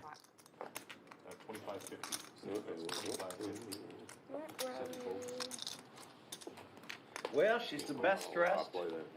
Yeah, I like that Best jumpsuit. jewelry, and she's winning every hand. Good. Life is good. Somebody has to stop her. Oh, he's potted it. Oh, Top set versus the nut straight. I would imagine this goes in, and if it does, it is huge. And it is indeed going in. Well, maybe. I mean, this is a huge pot shove, and she knows she's up against the nuts. yeah. Oh, yeah. Wow, here it is. More than $20,000 in the middle. I haven't been doing well at all. I played all 2 nights. 20K pot. $1,000 bomb pots and lost all my profits for the year. This is your home place, right? Your home garden? Yeah. Yep. But I mean, A River 8 and the straight is best for Rock Smasher. Wow. What a Wins a start. massive pot to kick things off. If you're going. Okay. Yeah. I'm on this right. When I'm wrong, ready?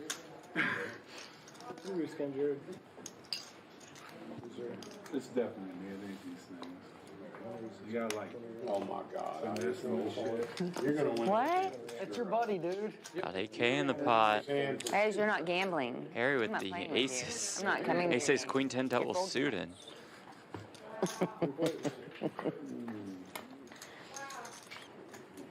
But it comes Queen Jack Deuce, a set of jacks for Ohio Dave. Harry instantly shoves. Harry Rock has to. Smasher has the open ender and a worse flush draw than Ohio Dave. And he rips it in there, and here we go. Let's play a big one, shall we? We're about to play a massive pot. In fact, Yes. Fuck. That's bad. We're only going once? Yep. Only once? How Ohio much Dave money in a is in there? great spot. No, One time. once. For he's 12, 24. I got a set and close. it's a Wow. 33K pots? wow. And Dave is a huge favorite. Nice hand. What a spot to be in. Turn card is a Quad. jack. And they go once. That's Every it. single jack in the deck. 4 of them. Ohio Dave winning the biggest pot of our cash Taking his festival. quads. All in, run once, quads. No, we're still in the same hand. Jack. Nice. Ohio, I'm Yeah. assuming you want 12,025. Decent turn card for the jacks. Yeah. Something like that. I mean, who knows? He is out. Bitchin'. I really wish there was a call there. It'll be Harry and Ohio Dave. Ace King Jack 3 double suited versus the aces. Wait a minute, let's think about it. You want to do, well, I'm all in. Harry, he's going once. Once. I'm a one-time guy. Once. Let's think about this though. Once. You're a one-timer? Yes, sir. Not too bored? I had queens and eights. Huh? I had You queens got and queens eights. in your hand? Queens and eights. Fuck. Good Yeah, job queens sticking up for too. yourself. But I have a flush draw. Oh, Harry's flopped. 5-3-3. Yeah, look at this. Oh He's my got trips goodness. in. He's flopped it all. A dream flop. Can you wheel him? Turn deuce. An ace. Oh, no and way. finds the ace on the river. Wow. How? Oh, the case. That's cold. The case ace. I almost want to get this, or get it to 4th and 1 where they go. You know? Yeah. 4th and 1 and a stop. Yeah, that's it.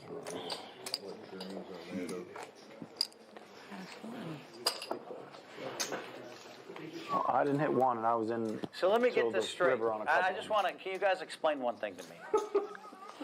My man over here, right, who said, Oh, here we go. Help he me. said, hey, Phil, I'd never invite you to my game if you don't gamble enough. He's the one that wants to play 25, 50 Palomino Mall and not 500 a man bomb pots. Is that right? No, it's not right. He usually plays 500, 1,000 PLO. Yeah. I believe that, but he's saying he'd rather, you didn't even get my needle. It's all right. Oh, I'm sorry, I missed it. Remember, I'm tired. He said He you're wants to net. play 25, 50 instead of Oh, I got 500 it. a man I bomb got pots. it. Now I got you. Believe me, I mean, I've been waiting to needle the guy all fucking day. I finally got You him. finally had a joke and you Remember, I ruined didn't tell you that. And you just fucking stepped on it. You're like, oh, that's not what it is. Me and you? I think that's gonna fucking work. You are right, though, about that. Yeah, I'm right. Fucking pot. But I guarantee you, he says he wants to play bigger this something. They didn't run the 3rd down play. I'm gonna lose all this. I don't know if I care. Oh, boy. Good.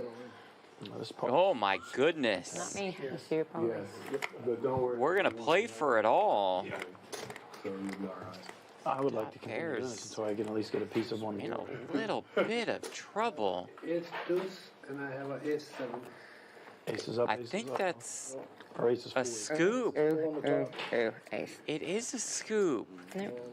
Harry took some brutal beats. That's why I know He sure has. because the guy who It kept going into the night, too. He just, Oh, really? He took a lot of rough ones, yeah. They did kick me out of his game 3 times. and I'm like, damn, did I say Said, that? "No, bad?" whatever, man. It's a really cool game. It's a lot of nice I guys. was like, man. damn, I must have played that shit. He's like, hey, let me get your number. We got a good game coming up. Dude, you're a favorite in that game, I'm telling you. Josh 3-betting. Ace King Jack 10 with hearts. Ambrose in there with You ace should high have said clubs. yes. What do you mean? You should say no. Because I know Good. Be what offended. type of players y'all. Be offended and go sit. Don't say anything. Oh, you're right. I can't wait. Yeah, I know. I gamble all the time. I'll even drink. Fuck them up. Whatever you want. Ace 8 deuce, 2 diamonds. RA with the The lead. size of the game is the cheapest in town. If he can find a way to get it in here, pretty big favorite. Yeah, when I go to those games, I make sure I go hungry. Make it worth Dude, it. I get a their, big their plate, I chef get is steak. really good too, man. He's really plate to good. go. Hell yeah. He's really good. It's a she, Chef Connie.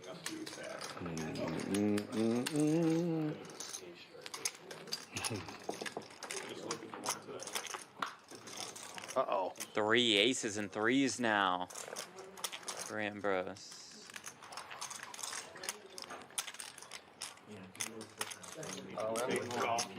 Oh, the all-in and the snap. Josh didn't He's like hoping to hear he's, that. he's actually going to like to see that Yeah, he's not right, dead. right.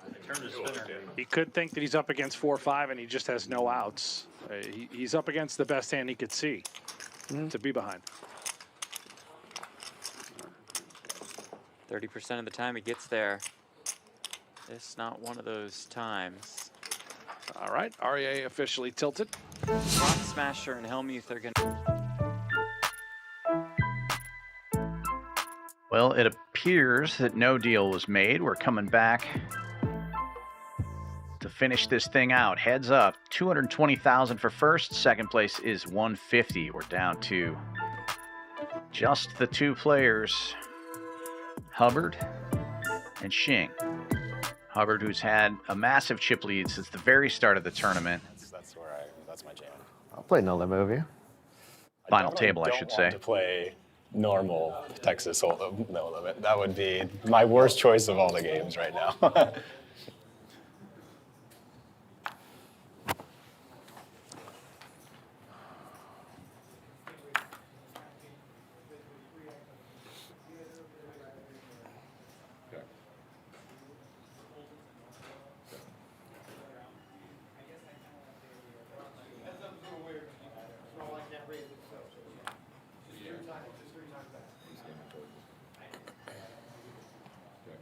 Mystery's hand for Hubbard here. And Shing will just have a pair of 6s, so probably will not be firing.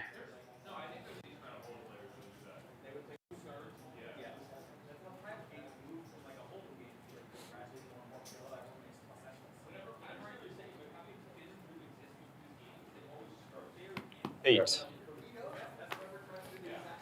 Check raise kicker.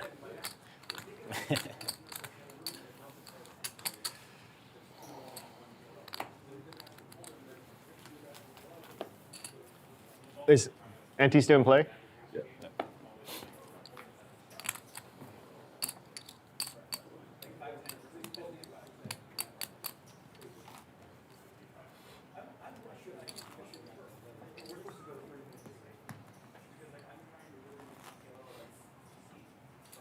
I did forget to mention, guys, once we start the new levels, they do go to 30 minutes. Yeah, okay. How much longer Lane Ridge in the 5K? Lane Ridge, you got 1 hour 20. All right, thank you. And Big Blind Ante definitely still in play. Heads up. What's that? Big Blind Ante definitely still in play. In heads up. Big Blind Ante definitely still in play. Heads up. Okay, thanks.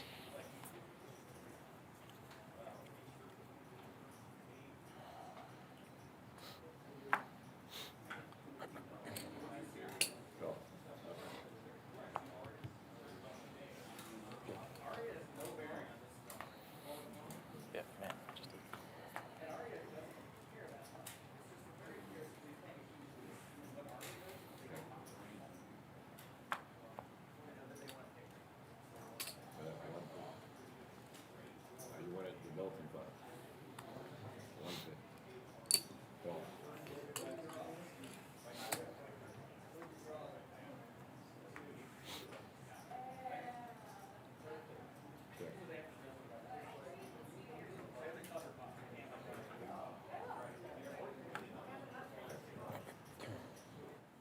Open ender here for Shing. Will not connect, but he does hit a 10 on the river. Hubbard with another mystery hand. See if Hubbard wants to apply pressure to Shing.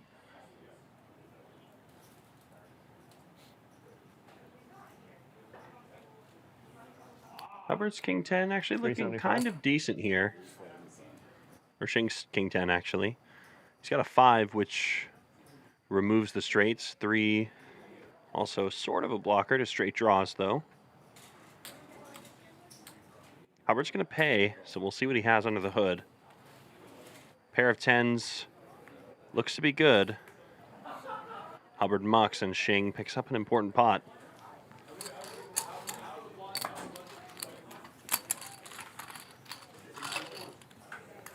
Going to need a lot more of those kind of pots to put a dent in Hubbard's stack, but it feels good to win a pot off this guy who's just been running like gold all day. Yeah, an uphill battle to say the very least for Shing. He's going to still try, attempt to fight.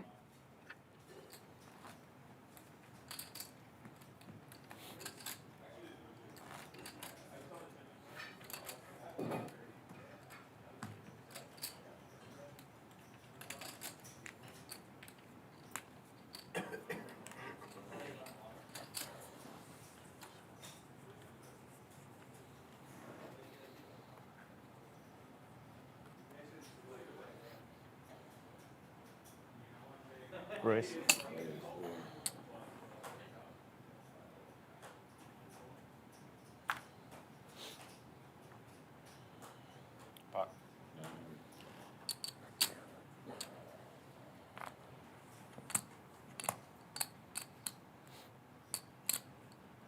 And now it's Shing with the mystery hand, but Hubbard's hand, no mystery. He's got 7-4 and 3 bets to 900,000. Oh, he's got kings also.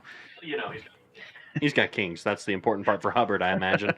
Hubbard is not a Champions local. I don't think he's involved in the 7-4 lore. Shing has to fold. But you can say that 7-4 won the pot. 7-4 did get there. It did.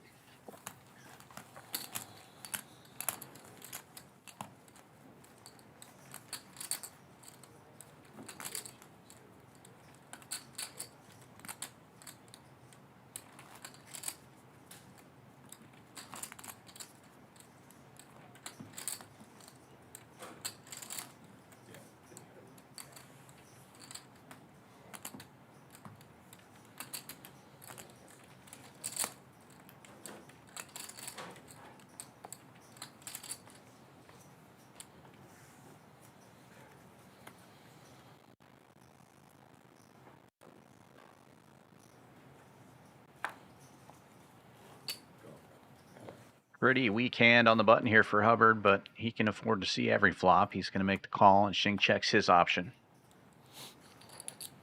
And the weak hand hits bottom 2 pair and takes the lead. Hubbard cannot miss, even with Jack 9, 4, 3. And just turns a full house, no big deal. Just Hubbard things when you're running this good.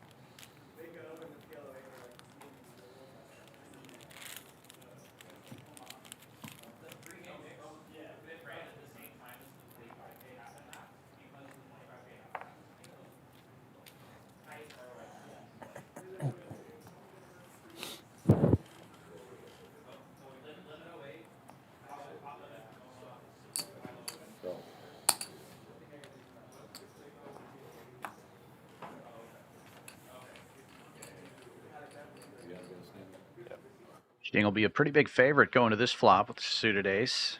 Better kickers. And the flop does come out ace high. Hubbard, of course, hitting top 2 pair. Why not? Just dominated before the flop, dominating after the flop. And now Shing has turned a worse 2 pair. Uh-oh. He's also turned the nut flush draw, if I'm seeing this correctly. So this is kind of spooky for Shing. Yeah, and Hubbard leading out here. Shing with a really good shot to make something happen here. We see that Hubbard is the favorite, but Shing's going to love that 6 of clubs. Let's see what happens. Well, he's going to love that 9 of spades even more. He rivers the straight. And that is great news for him. Hubbard's top 2, no good. Jacks it over.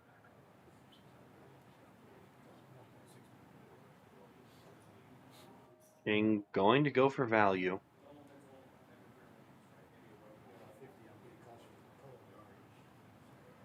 Ace 10. No, checks it back. Wow. Only losing to a couple of straight combos, but checking it back either way. Surprised he didn't go for a bet there, especially heads up.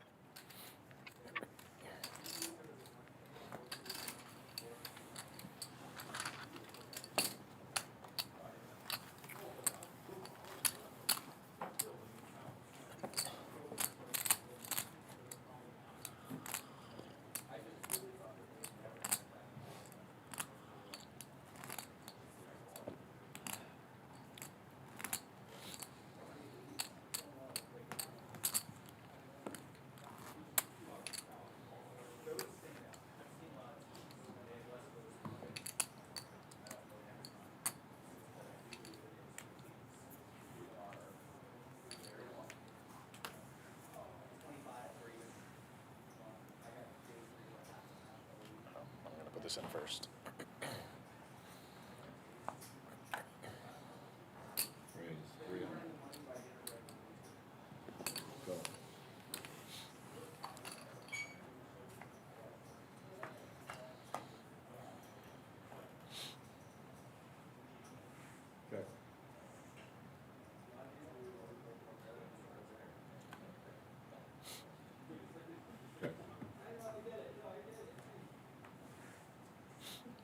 Turn card is a 9. Hubbard is ahead.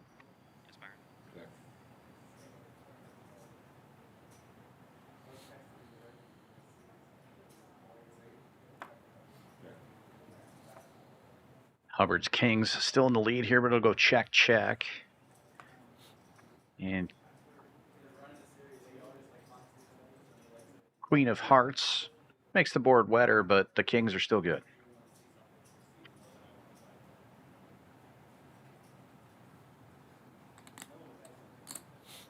$35.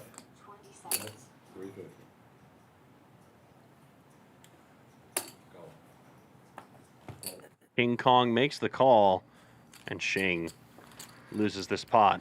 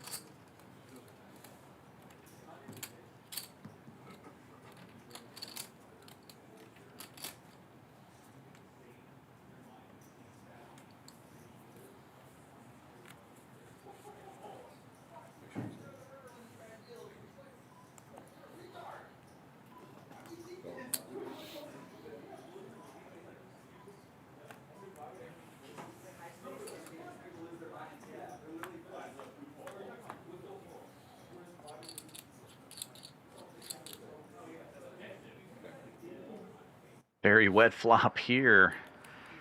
Top pair and an open ender for Hubbard, and Shing hits his set of tens.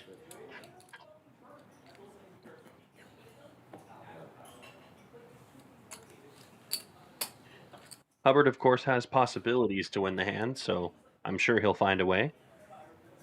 The 6 of hearts is, in fact, one of those ways. The jack of, I believe, hearts or diamonds, not diamonds, would get there. Higher full house. Wow, Hubbard doesn't get there. I'm shocked. I was really just trying to find ways for Hubbard to win the pot. Right. Shing does, in fact, hold. Still a messy run out for his hand, but set is good, and he will take the chips.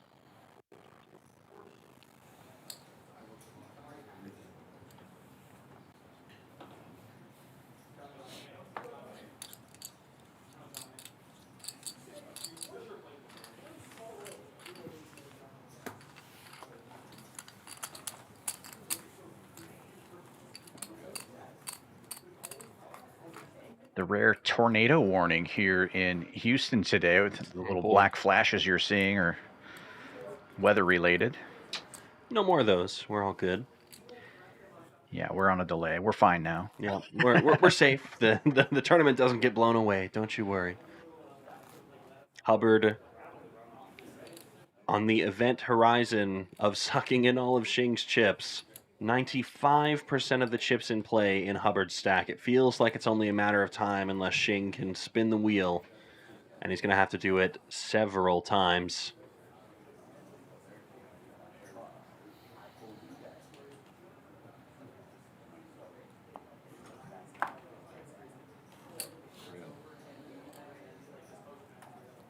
Razor takes it once again.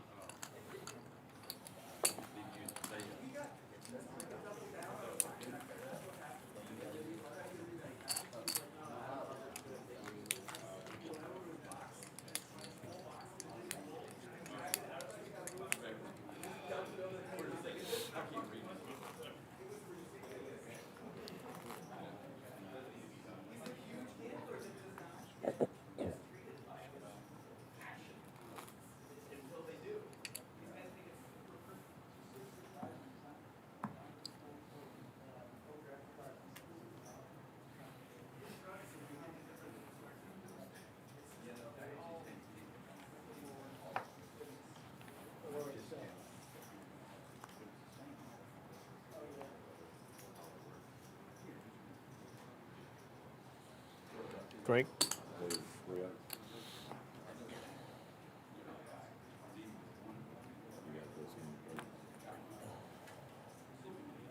Good.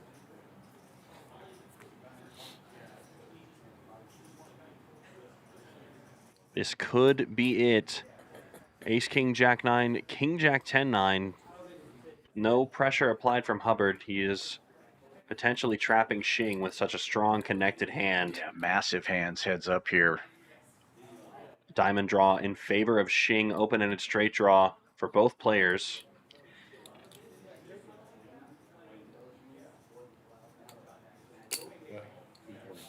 This is just a hand that Shing will be okay stacking off with on a couple of different runouts.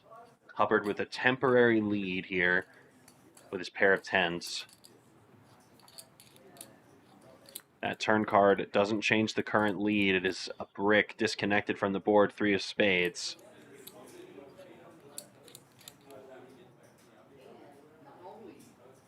More in the pot than in Shing's stack. He can take a free card here and decide if he wants to spin. Or he can fire away and see where it falls. He's all in. Let's see if Hubbard calls, looking for an elimination.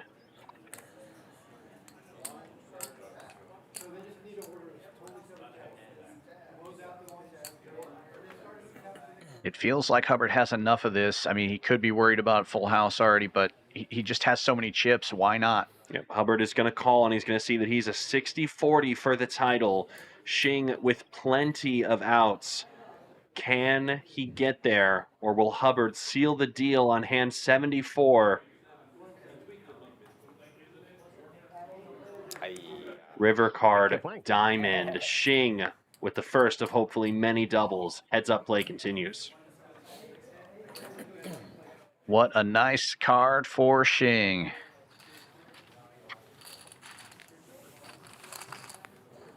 Hubbard still a dominating favorite here with 17.5 million to Shing's 2.9.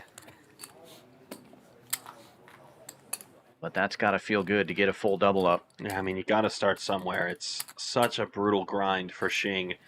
He needs so many more double ups to even be in contention here. 2 more would get him in the chip lead, which is crazy to say that, but look at that beautiful belt buckle trophy for the champion. Shining sterling silver. That's beautiful. Love that. One of the most unique trophies in poker. Definitely something worth fighting for.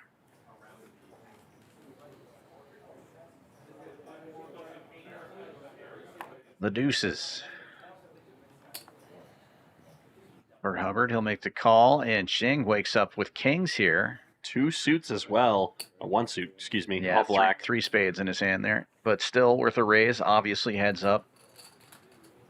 I can't even claim colorblind or dyslexia there. That's just me not being able to read poker cards. Yeah.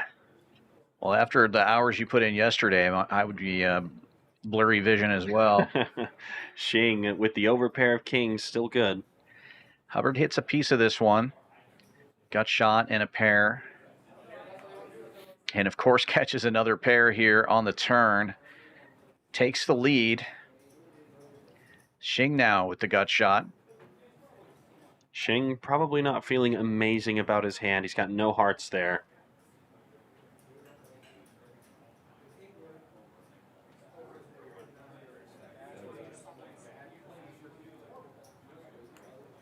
$550. This bet might work. This is big. Chunky bet. Yeah, big bet from Shing takes it, and he's maybe starting to feel a little bit of confidence after the double up.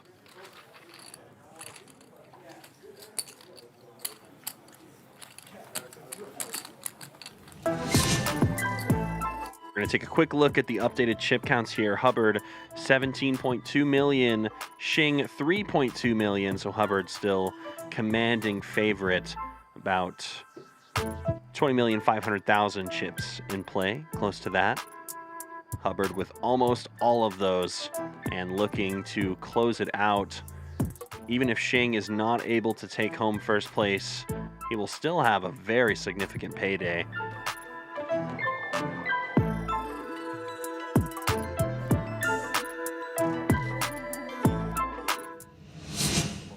Nice.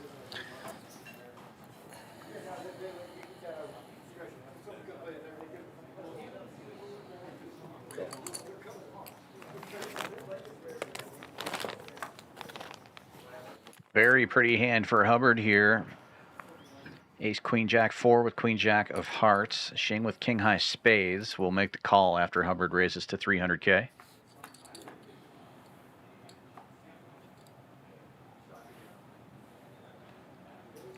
Flop leg for the deuces. Put a bet and take it. Hubbard hitting that 4. Best hand getting better.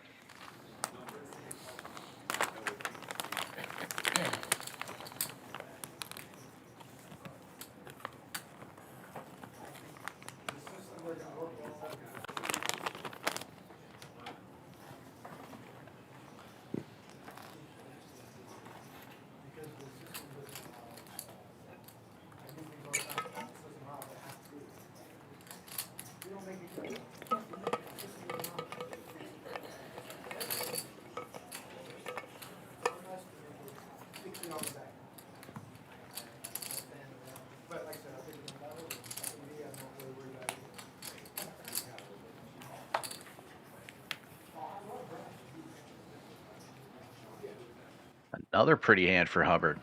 King high rundown, 3 diamonds.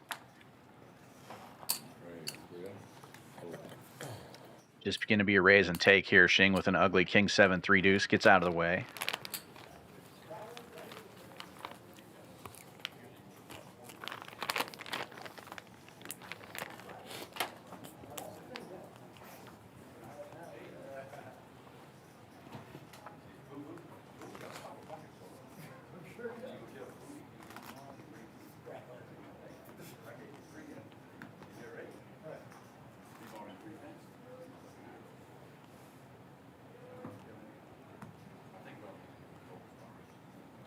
Well, they are coming up, so once you get the app, it's going to go.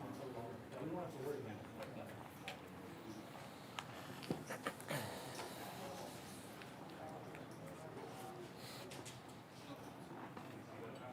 Suited ace for Shing this time.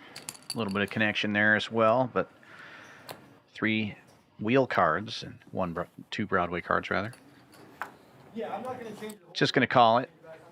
It's going to be a coin flip going to the flop. Diamonds working for Hubbard. Spades for Shing. Going to be Jack high rainbow. And a bet and take it from the chip leader. All right, guys, we are up. We'll be the first of the 30-minute levels, 35, 125. And blinds have gone up now. 125,000. Thank you. Thanks. On the big blind. Great structure in this event. Hey, Brody. We should do a 20-minute level after this one. You just want to do it right now? Sure. Hey, floor. They're going to Can we just change it to speed 20 up the minutes? levels, try to get this thing over with. Hey, fair enough. Heads up. I've never heard a floor say no to that. Yeah, fair enough. They're like, okay, yeah, sounds good. Let's keep it going. Can you see how much later edge time there is? Brian Freitas, our tournament director here, doing a great job as always. You have an hour. Still in it? What? 58, okay. Max lay rec with an early discount? Yeah. Now that's the dream. Yeah, plus I have to see if I can, hopefully I win this and then I can go see if I can three-peat, 3 in a row. Be hard to do. That would be pretty impressive. Very sick indeed. What is it, a hat trick? Yeah, yeah. Now I see why they're speeding things up. They want to get into that high roller, the registration closing soon. Considering that they both have 6-figure scores locked up, yeah, that makes sense. Yeah, why not? They would be high rollers. Try to yeah. parlay. Yeah. That. Well, let's see if this is a good enough hand to do it. Ace, Queen, 10, 6, lots of clubs for Hubbard. Definitely enough to pot it. And double suited for Shing. Also some connection there. It is another coin flip. Shing actually the equity favorite going in. Clubs would be bad news for him as Hubbard dominates those. If one player hits the flop, they're likely to both hit it. Like a queen and a 10 would. Naturally, it is a 6-high board, Yeah, which Hubbard I'll just still go ahead connects and stop right there. It's a 6-high board, which neither player except for Hubbard hits. One pair.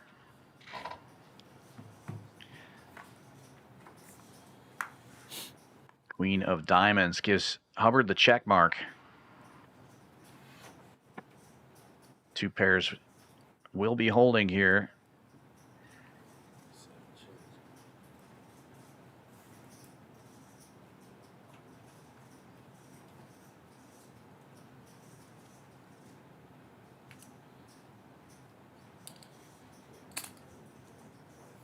Checks over to Hubbard. He's going to bet 400,000 and take it down.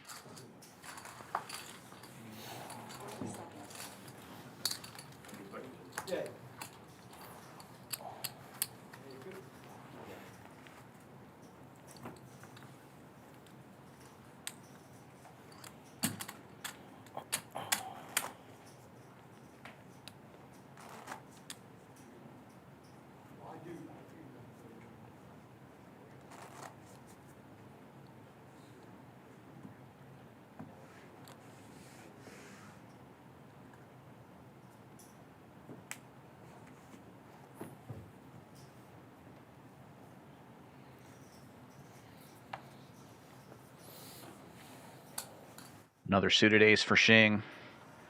And pretty well connected as well.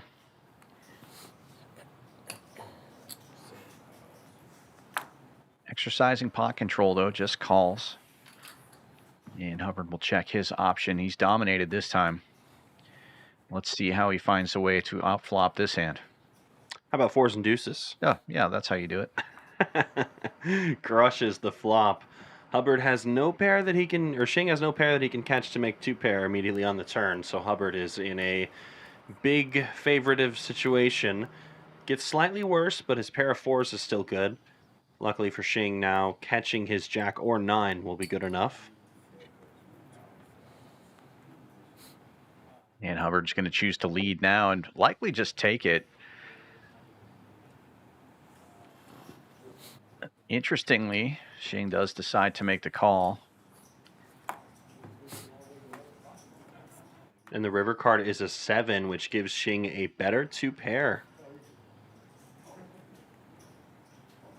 And Hubbard does not fire at that card.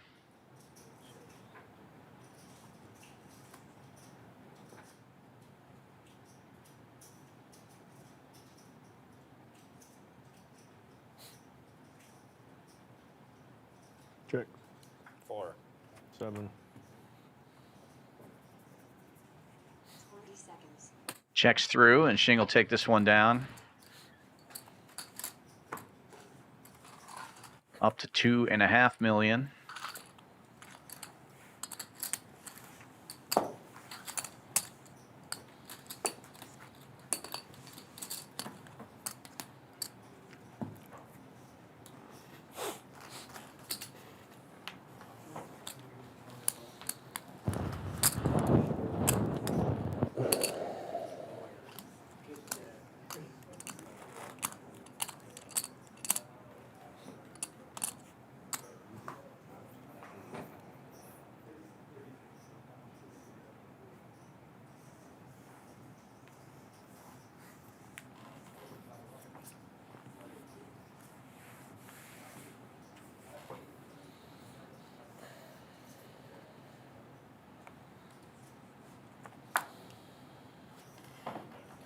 Check. Unraised pot, basically a coin flip again.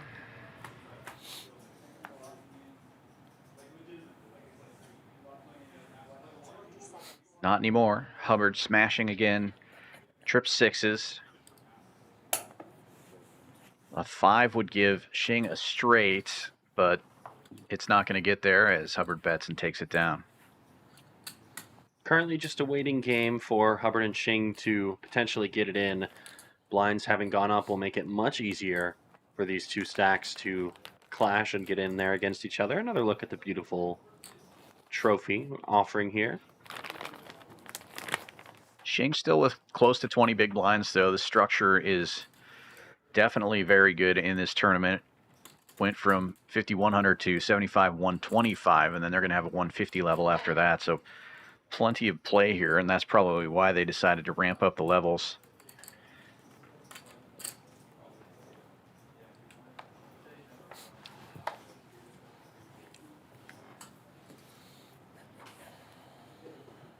Shing with Queen 10, 6-6. Calling 50,000.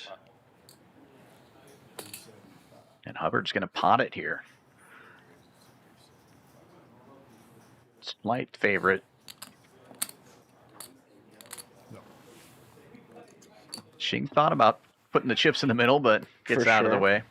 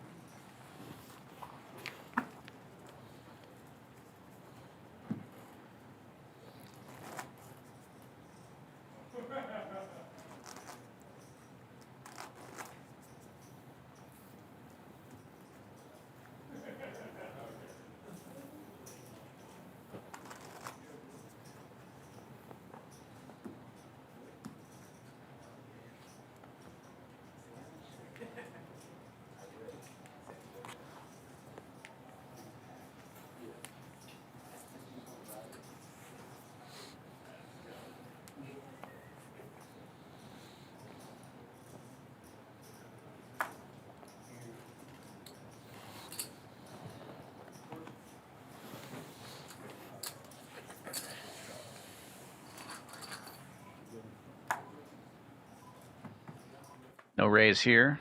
Both players 10 high going to the flop. Hubbard with the better kickers.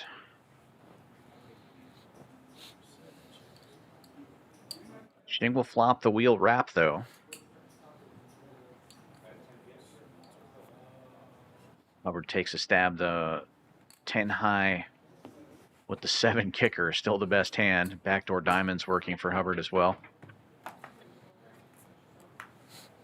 Turn card changes nothing for either player. Queen of Hearts. Hubbard with an air ball. What's in the middle? Somehow his air ball better than Shing's. 625.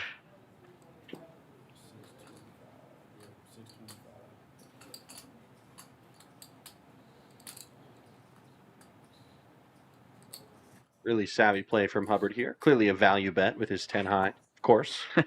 Right. He's an 86% favorite with 10 high. You don't see that every day. No. Not dominating. 10-7.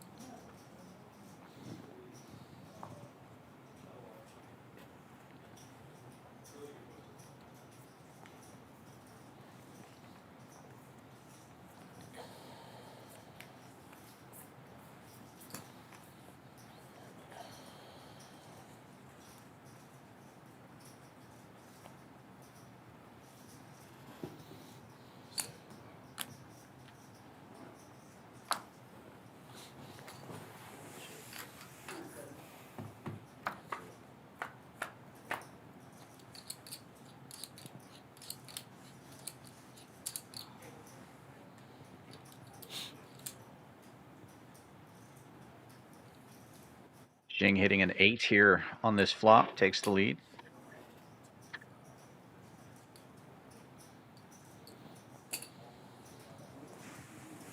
Got shot for Hubbard. He calls Shing's 1 big blind bet and hits it right in the guts.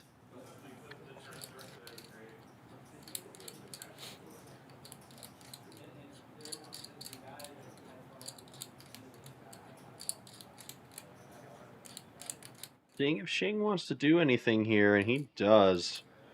Uh-oh. Yeah, we see he's drawing dead, but that king of spades in his hand is a key card with that 10 of spades blocking Broadway. Could represent the nut flush if it comes.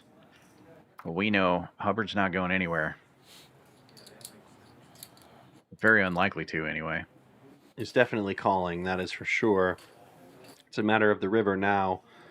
An exact pot size bet behind for Shing. Does he go for it? Because if he does, I think it's over. Yeah, 5 of diamonds is a blank. Pot. He does pot it. And it's all over.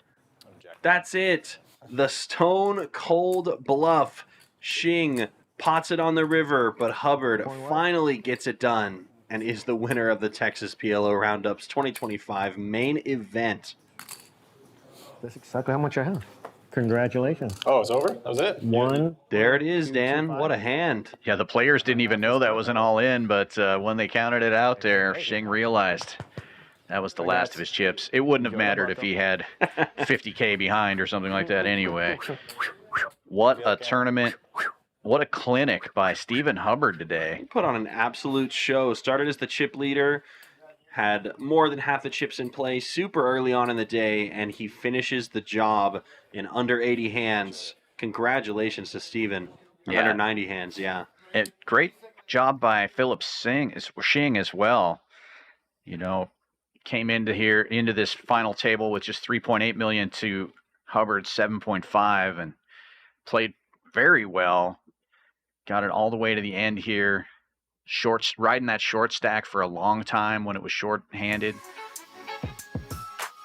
Can be taken home about 150K and 220,000, and the belt buckle going home with Stephen Hubbard. This is his second tournament in a row that he has won here at Champions Club. Yep, the last event he played was the high roller, and he came away with first place. You can see the payouts there. 220,000 for Hubbard, 150K for Shing. I think there may have been a small save on the side. Hubbard taking home 215 for the official record books. Shing taking 155, but the semantics don't matter. The result is what we care about. Hubbard taking home the crown. Great performance from everyone who made our final table today. And a quick presentation of the belt buckle from the president of Champions Club, Isaac. Thank you, Isaac, so much. And what a beautiful trophy. Love to see it. Well, thanks so much for Poker Go Tour to come to Texas yet again here for the Texas PLO Roundup. And that is a wrap for the main event. So much fun. Always a pleasure calling the action with you, Chris. Of course, I had a great time. Thank you guys for having me. It's been a fun time being with you guys in the Poker Go chat. Thank you all for watching. For Chris McCauley, this is Dan Fout saying good night. Good night, everybody. Play your hand, play your hand. No